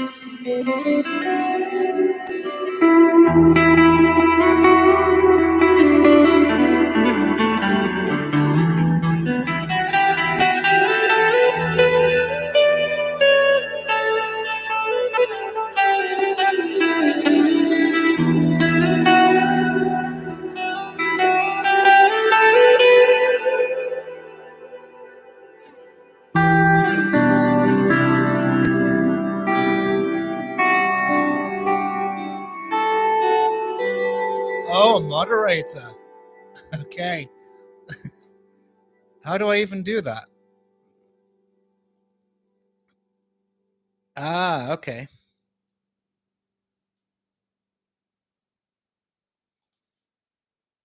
You, sir, I dub thee, sir, vegan moderator programmer. There you go. Just for you.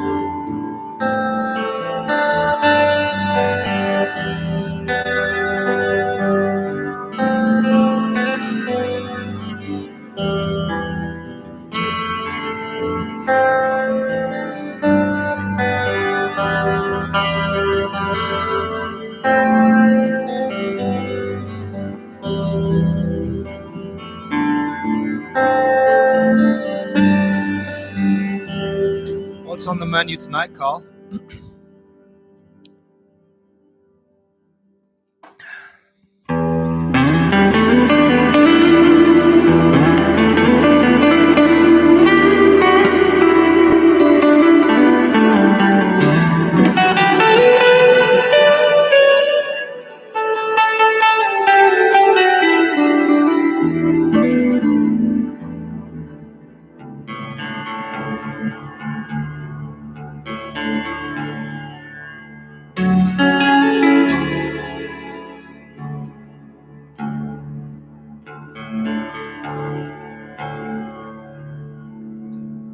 Oh, just for himself. Okay.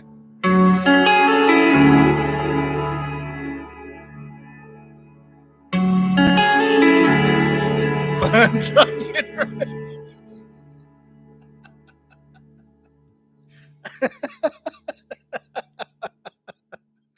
Yeah, Linda McCartney stuff's good, yeah.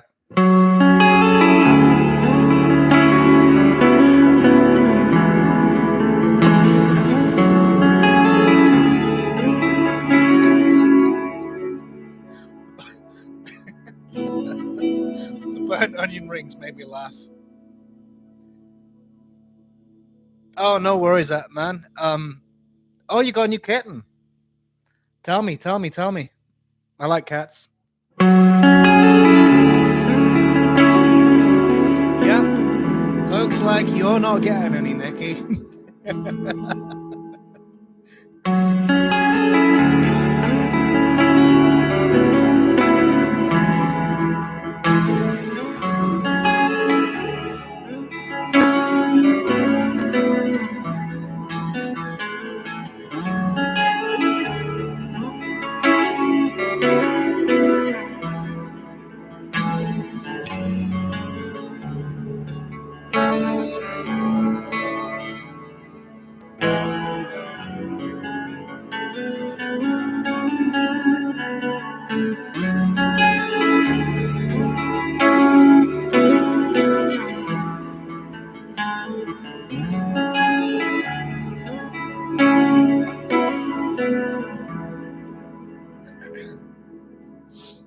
Well, I've got something that could lose me all credibility and subscribers today. From today. I sat with the Chihuahua all day today because over the road, the my girlfriend's friend, one of her dogs had an operation yesterday, so she needed to be watched. Namely by me. So like literally today while I've been sat working, this is my computer right here, obviously, and I'm sat at my desk. Literally here in an armchair, there's been a little Chihuahua dog sat next to me all day. Bless her, she was good as gold.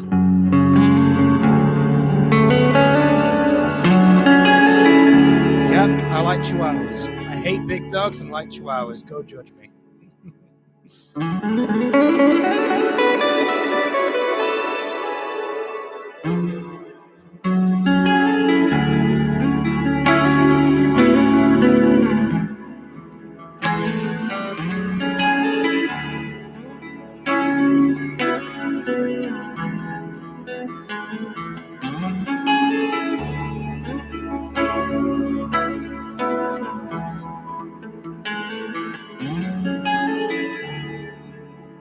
Yeah, you're a big animal lover, aren't you? So is my other half, actually. Yeah, she loves all animals.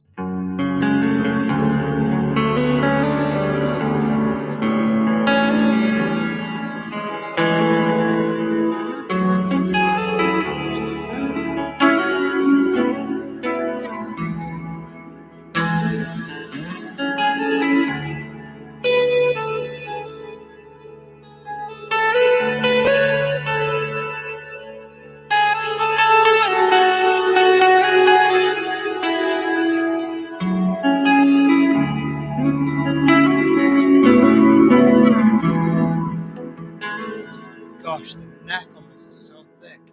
I like it. I mean, and it's not like I didn't know when I bought it, but I knew what I was getting myself into. But because I've been playing the snake bite like relentlessly at the minute, just like coming onto this is like, Christ, man, it's like, baseball bat.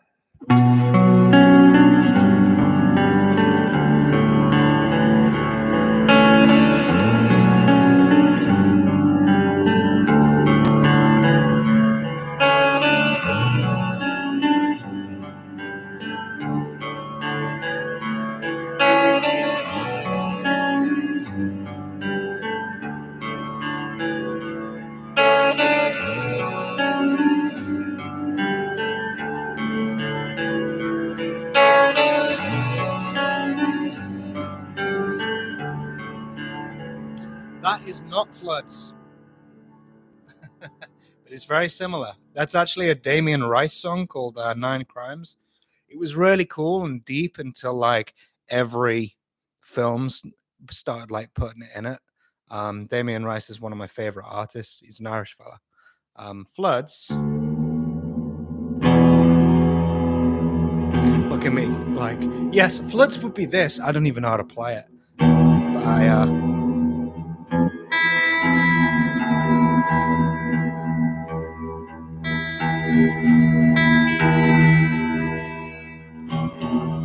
good Lord.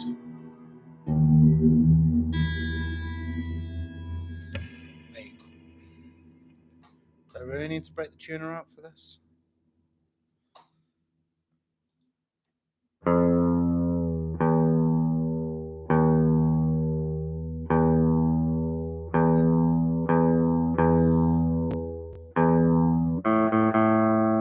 Yeah, but hang on a minute, man. If you're expecting guitar, you won't find any. It's a piano song. Damien Rice, the song's called Nine Crimes. Damien Rice is like a folk, I guess you could say folk guitar player who sings, and the songs are like really depressing and sad. It's just like the other side to what I'm into, apart from like heavy metal. But it's dark and it's deep. Don't be fooled. Don't think it's like Capo, and selling out stadiums and collaborations with Justin Bieber or anything like that. It's lyrically, it's quite dark and it's honest. It's really honest, and it's yeah. I've always loved Damien Rice massively. So yeah, the song's called Nine Crimes. It starts off with his female counterpart, the woman, the lady who used to sing with him, Lisa Hannigan. So don't get thrown off. It's a woman who sings first on that, I think. And then he comes in. But yeah, you might love it, you might hate it, but it's good acoustic music, I guess you could say, for me anyway. Floods.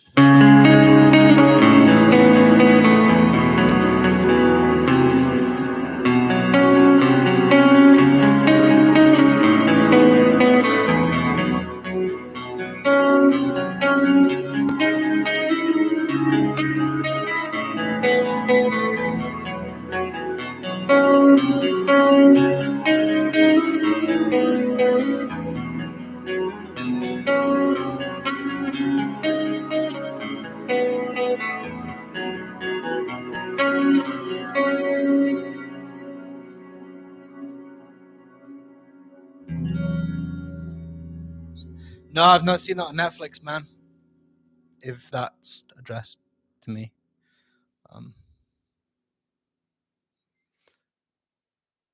Yeah, tuning by ear, that comes over time. Yeah, absolutely. Like I said, it's So Damien Rice, the first time I heard him was like when I was like, Christ, like 10. Like it's gone back a bit, and to get the best out of him, you need just his live performances where it's just him as an acoustic guitar. I've actually seen him once myself, actually, in an arena, and he hates arenas. He's not that kind of an artist.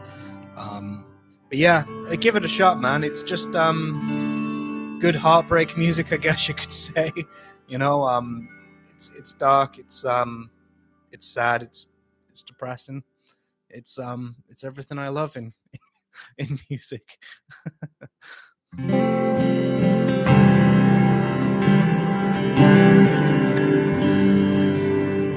Annika Rice. No.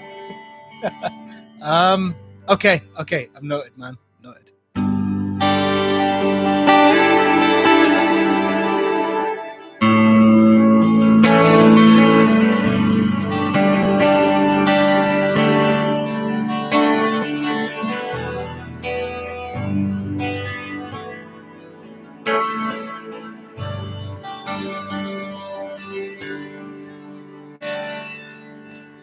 Levi, which did you say your favorite Slipknot was earlier? Was it We Are Not Your Kind?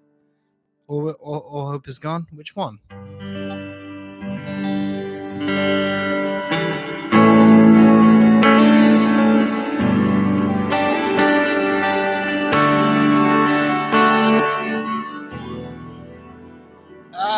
Exochrist.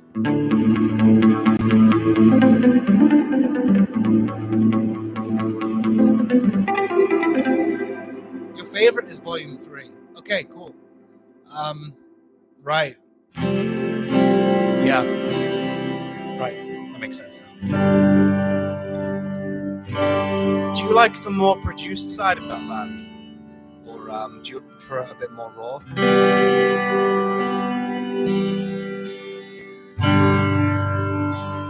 Because they get a little bit more polished as time goes on.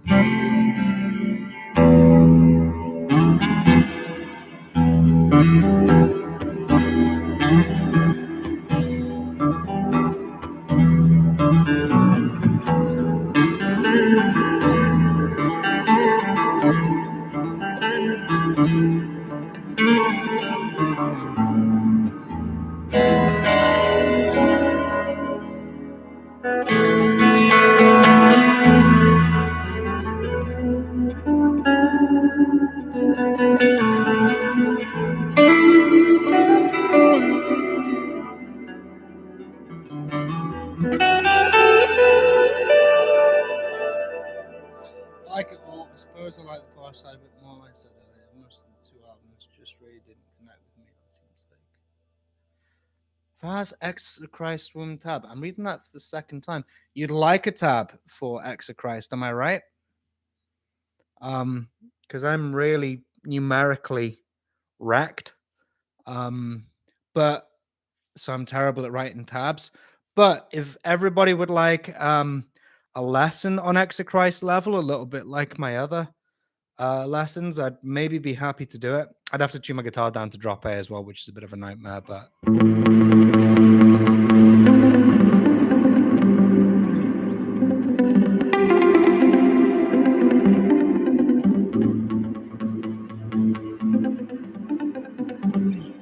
love that song.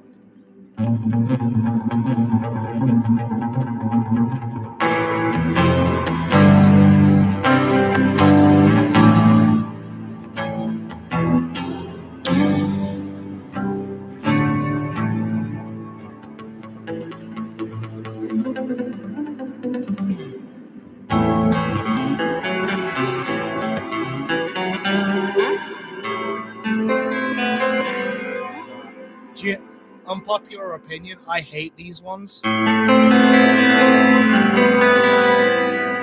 there's any guitar players on here.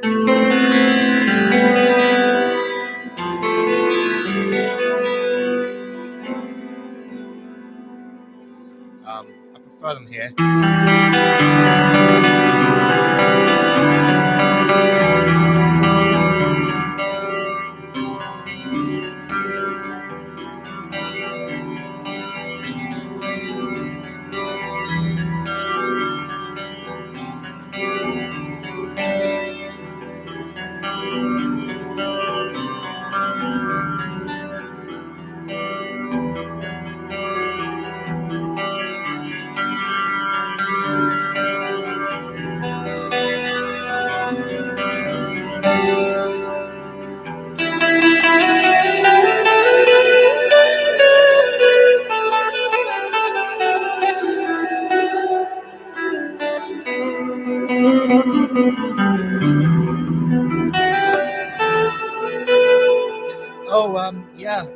Levi, the other day, I watched your early Master of Puppets video, and is it your dad like comes in about halfway through, and like you just keep your cool and just like keep on going like a trooper. It's like, yeah, this train ain't stopping for no one. It really amused me.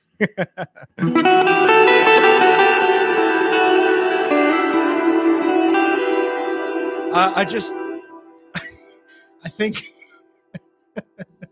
it made me laugh because what was funny about it was like you looked at him and he looked at you, and it was just like,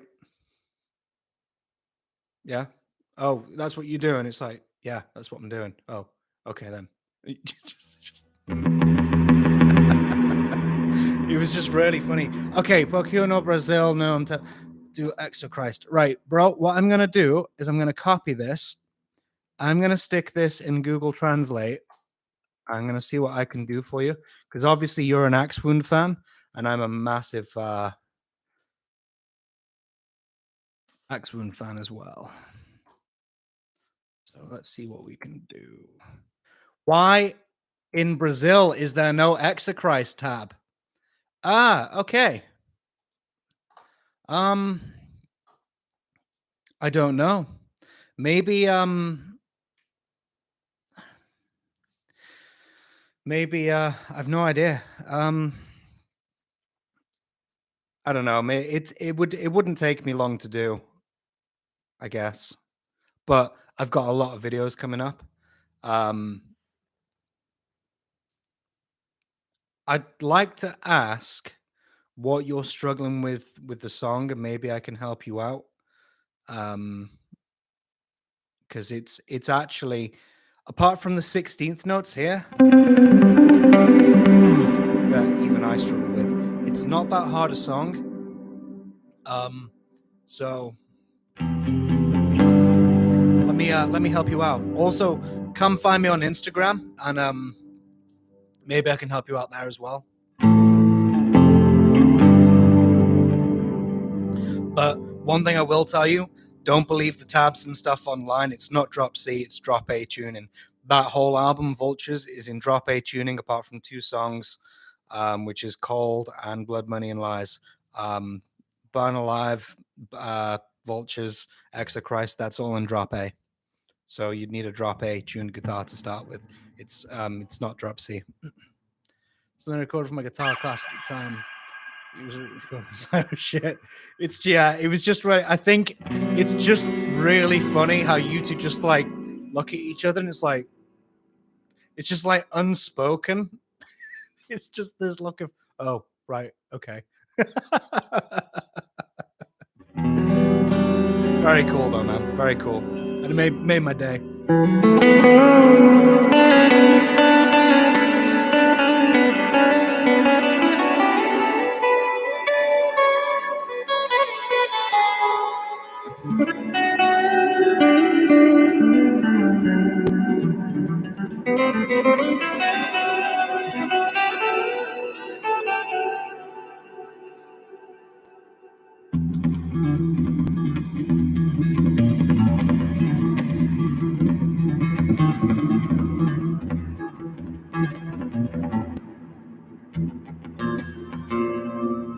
That's what I'm doing now. I'm playing Metallica riffs and this, you know.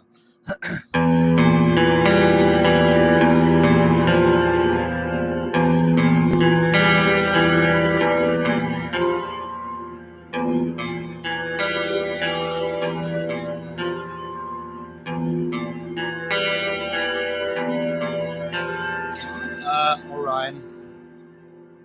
Wow, without even skipping a beat. I didn't even have to think about that one. Usually it's like, well, let me see. I like Master of Puppets, but I like Ride the Lightning, but I also like Load. Didn't even have to think about that one. Yeah, I like no, I can't. That's really difficult, Carl. You know the you know, the pinnacle of my abilities is, you know, that one, where I did all the, you know, all that stuff. That's about as far as it goes, I think. Not surprised. It's definitely seems to be most people's. As much as I love it, I think it might be my least favorite of the bunch. Okay, well, yeah, I think okay, so Orion's obviously the go-to, only because I think Orion's quite curious and it's fun to play on bass.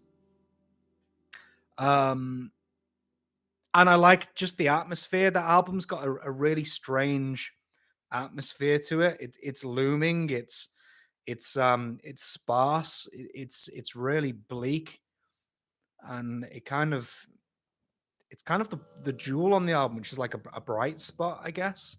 Um,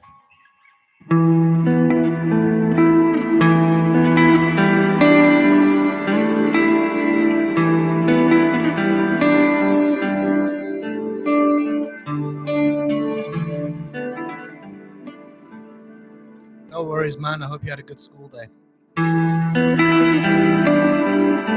Like, I like To Live Is To Die because it's really dark, and I like To Live Is To Die because, interestingly, that song, when I first heard it, and I think even when I first heard it, my assessment might have been right in a way. I felt like it had a little bit of everything that's on Justice for All in it. It just compiled a load of stuff that was on there. So yeah, I like To Live Is To Die. Suicide and Redemption.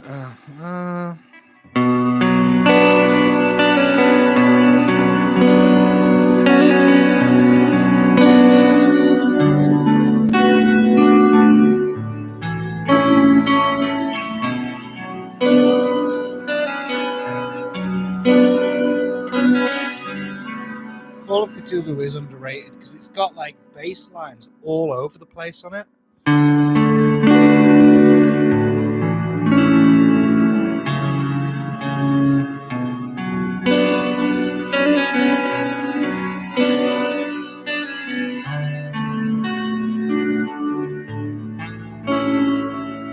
Suicide and Redemption, I don't know.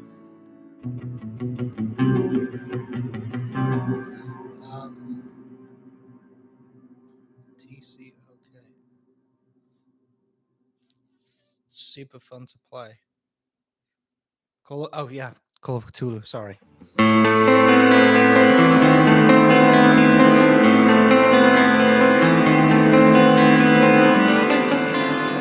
Hangar 18.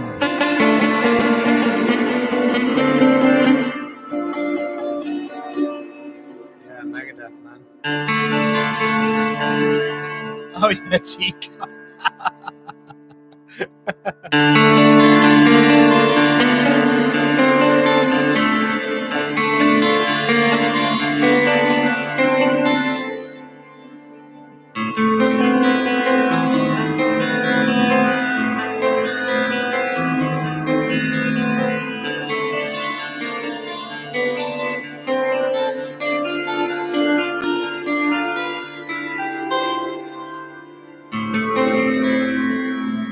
Yeah, that album has a very cold feeling to it. I don't know if this is like a synesthetic thing or what.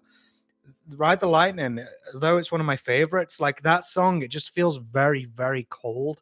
To me, the guitar tones are very sort of I just want to say cold. It just feels cold. Trapped under ice, I guess. You know?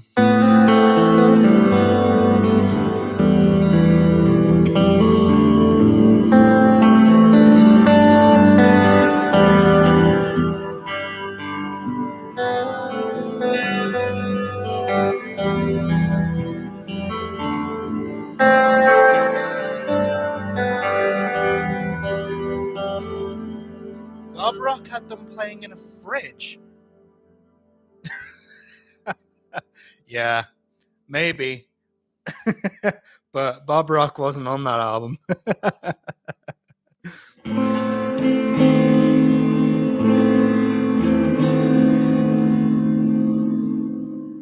Okay, man, take care of yourself. I'll see you next stream. Absolutely. I'll be there.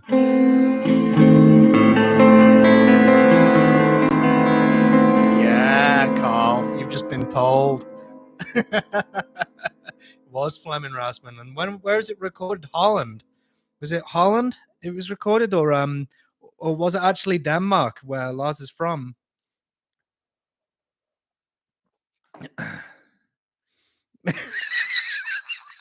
Pathetic bitch. Back in your corner, you.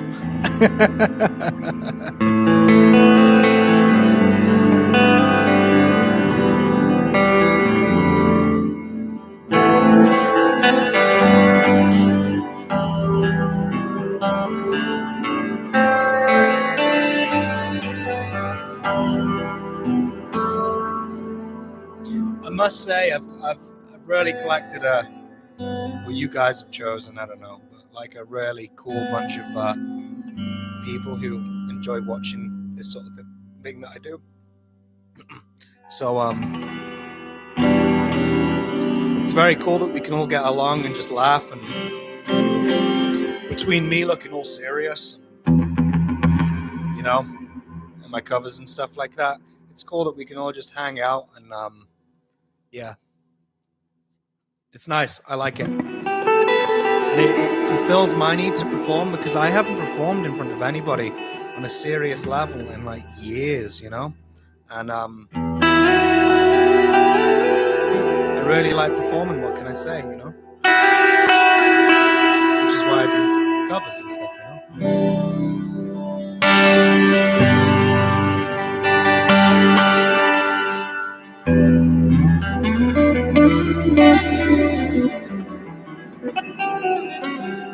I'm really glad you think so, because there's nothing worse than a really boring live stream, you know. There's I hope it's interesting, you know.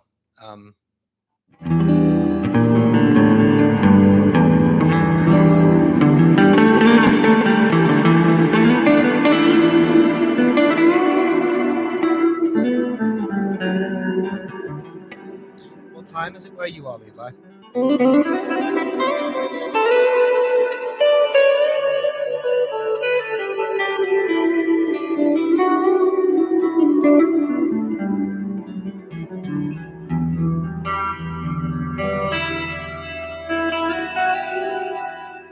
Gosh, okay. Nice afternoon time. You know what? Fire away on Metallica. Screw everybody else. Let's just. I like talking about Metallica until sunset. The clocks have moved here. I don't know if that's a worldwide thing. Is it? It was just UK or what? I think it's a worldwide thing, and it's wrecked my head. I absolutely hate it. There's just no need anymore to do that sort of thing.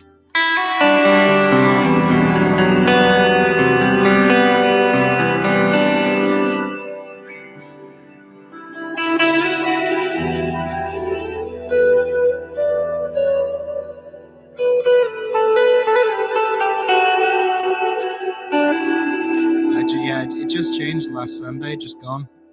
It just ruins my head. Idaho. That's we've talked about this before. That's West Coast, right? Am I right? Toward the west?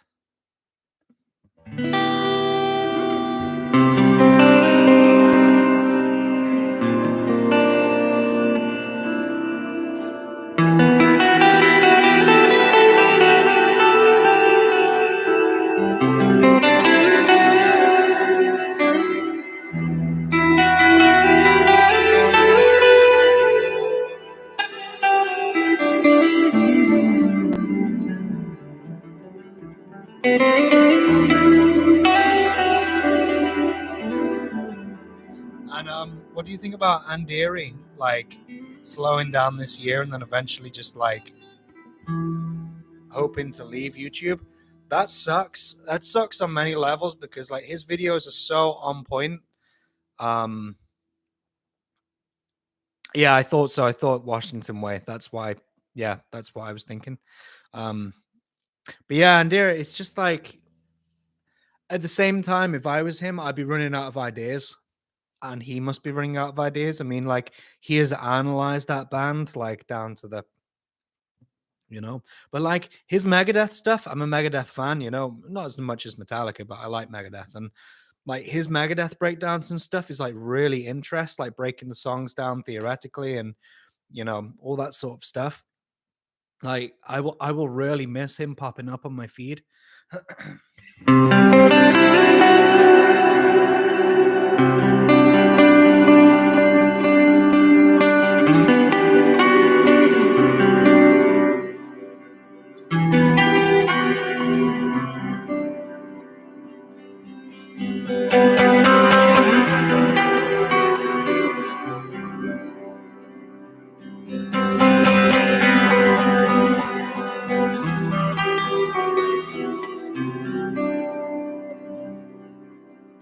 And your thoughts on the next Metallica album?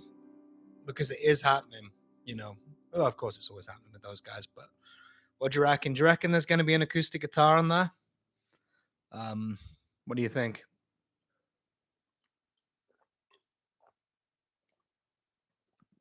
I am expecting a similar. Death Magnetic and Hardwired is quite similar, just tonally and just like songwriting and you know, you know, songs that do that and note choice and stuff like that is typical thrash heavy metal. I think Metallica have sort of like found that sound now, and I think they'll stick to it. I'm expecting more like Moth into Flame and more like Atlas Rise from them, but I love to be surprised. So it would be really cool if it'd be really cool if I don't know if it was just something else. Yeah, that was my thoughts. They're doing all this acoustic stuff at the minute. It must oh excuse me. It must be starting to rub off.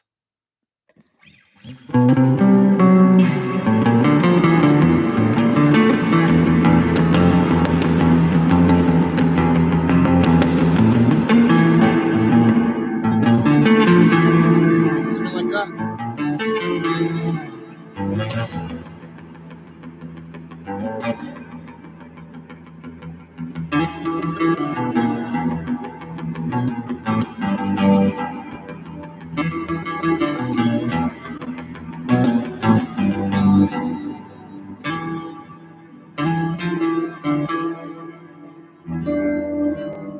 Yeah, I think Metallica have just found their sound now. And it's a little bit like it kind of their records now sound like what they sound like live, how the other songs translate live. Does that make sense? So take like Creeping Death, Ride the Lightning, Disposable Heroes. You know how James sounds when he sings them now, how Rob's bass sounds on there. Um, the guitar tones that are like quite obviously so, like in your face and quite dry guitar tones. That's on the records now, and I think that is their sound now, and I'm expecting more of that. But yeah, like you said, I'm down for like Saint Anger too. You know, it would be divisive as hell, and good wordage there, man. Yeah, absolutely. we I don't know if I speak for Levi here, but I like Saint Anger a lot. Only because when I got into it, when you're a hormonal young man like I was, you're just like, man, this music really speaks to me, man. Just like certain stuff on there, it was just so angry and angsty. And when I was that age, and it was just like the fist on the album, right? It was it's just like on the album cover, it's a punch, and it was just very much yeah, a lot of the anger that I felt back then. It was just like it vocalized that quite well, and you know what I would say is if Metallica didn't do Saint Anger, everybody would always wonder what they sound like if they tuned down. What would Metallica sound like if they tuned to a drop C? Well, what would they sound like if they tuned to a G sharp, is it? Yeah. There you go. There's your answer. There's Saint Anger. You don't need YouTube parodies and stuff like that to answer that question where people are like pitch shift and stuff. There you go. That's what Metallica sound like if they tune down. Otherwise, you would always be curious of it, you know? Gosh, I'm passionate, aren't I? I think I like this band. Just getting into them. Yeah, Enter Sandman's okay. As a matter of fact, they sold out on the Black Album.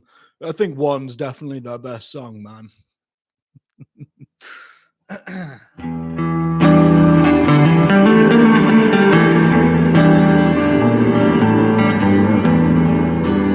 Yeah, G Sharp was Invisible Kid, right?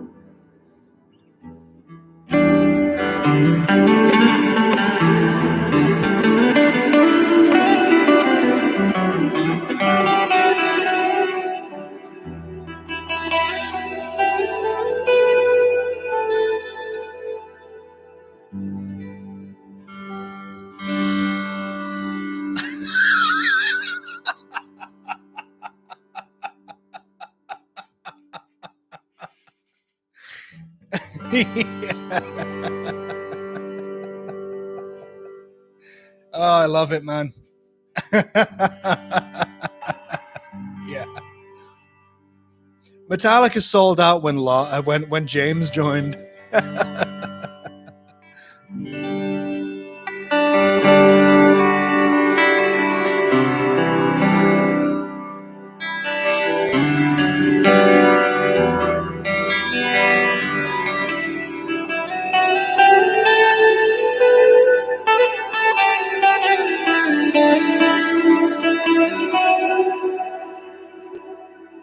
Okay, just to cut you in, Atlas, or Levi, whichever you prefer.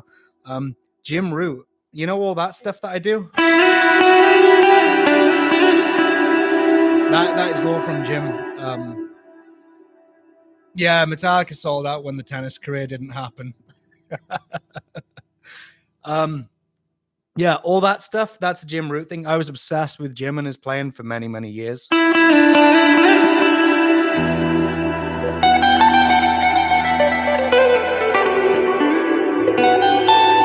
All that stuff is Jim Root rubbing off on me massively. So yeah, there's a lot of Slipknot, I guess you could say, or just Jim as a whole in my playing.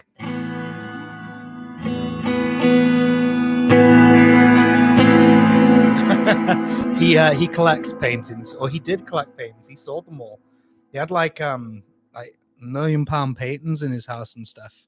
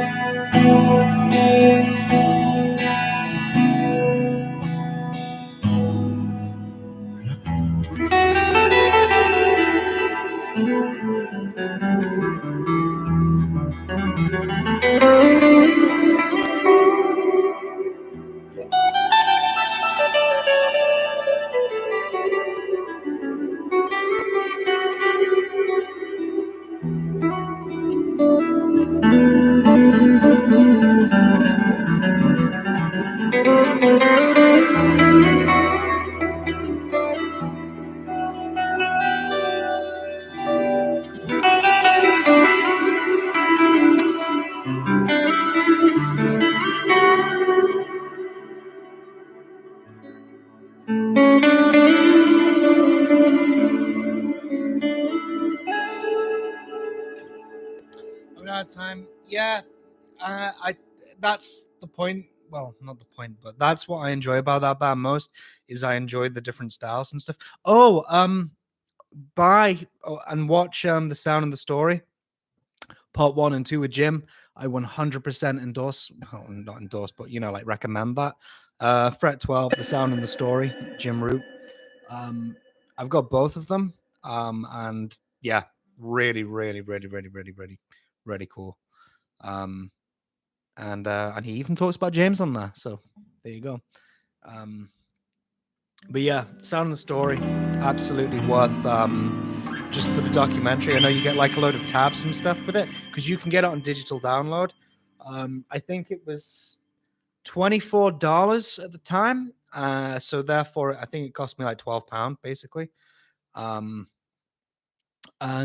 yeah, both of those, if you watch them in order as well, watch part 1 and then part 2. It's yeah, definitely worth it.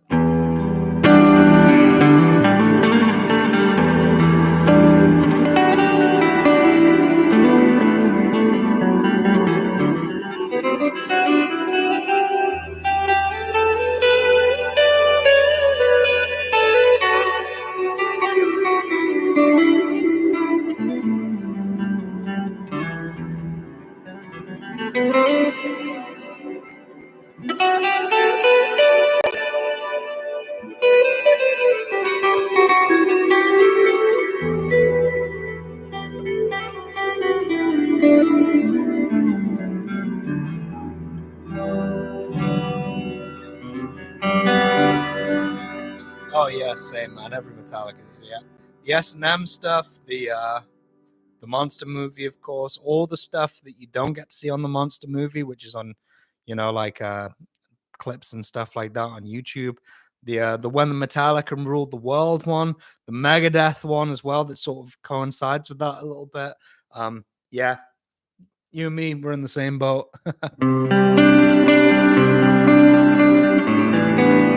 Oh yeah, the 8 Hours of Death Magnetic. I know, yeah. Watched all that as well. When I watch that sort of stuff, generally I like put it on in the background. When I'm like warming up to play, it's just like really handy to have on in the background.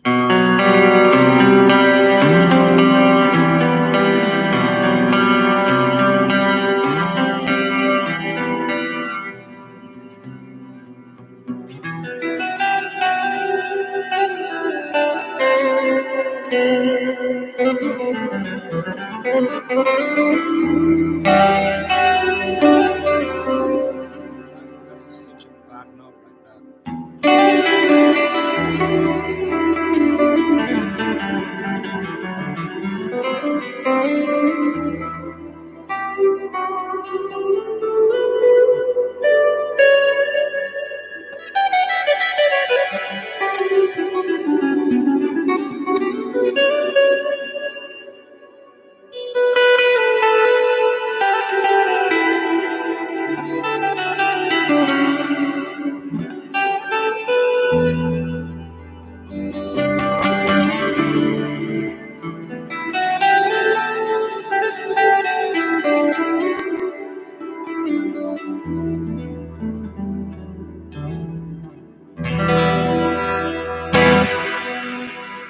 Okay. That is coming on to 3 hours, 2 hours and 41 minutes. Okay, I think I'm gonna call it here, guys, because my fingers are well, I've been playing since like 10 o'clock this morning. So yeah. But I've had a really cool time with you guys. Yeah, and I think this is gonna be like a Tuesday thing for now anyway, because it's the Bake Off. My girlfriend goes and watches the Bake Off on a Tuesday night. So I'm kind of encore.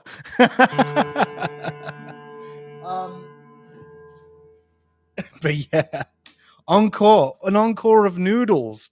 Is that what you want? Yeah, but thank you so much, guys, for tuning in. I've really, really enjoyed this as always, and yeah, now I know that I can do this. Like I said last time, yeah, there's going to be a lot more of these, and eventually on Twitch maybe. But yeah, just so you guys get an exclusive out of this, I guess.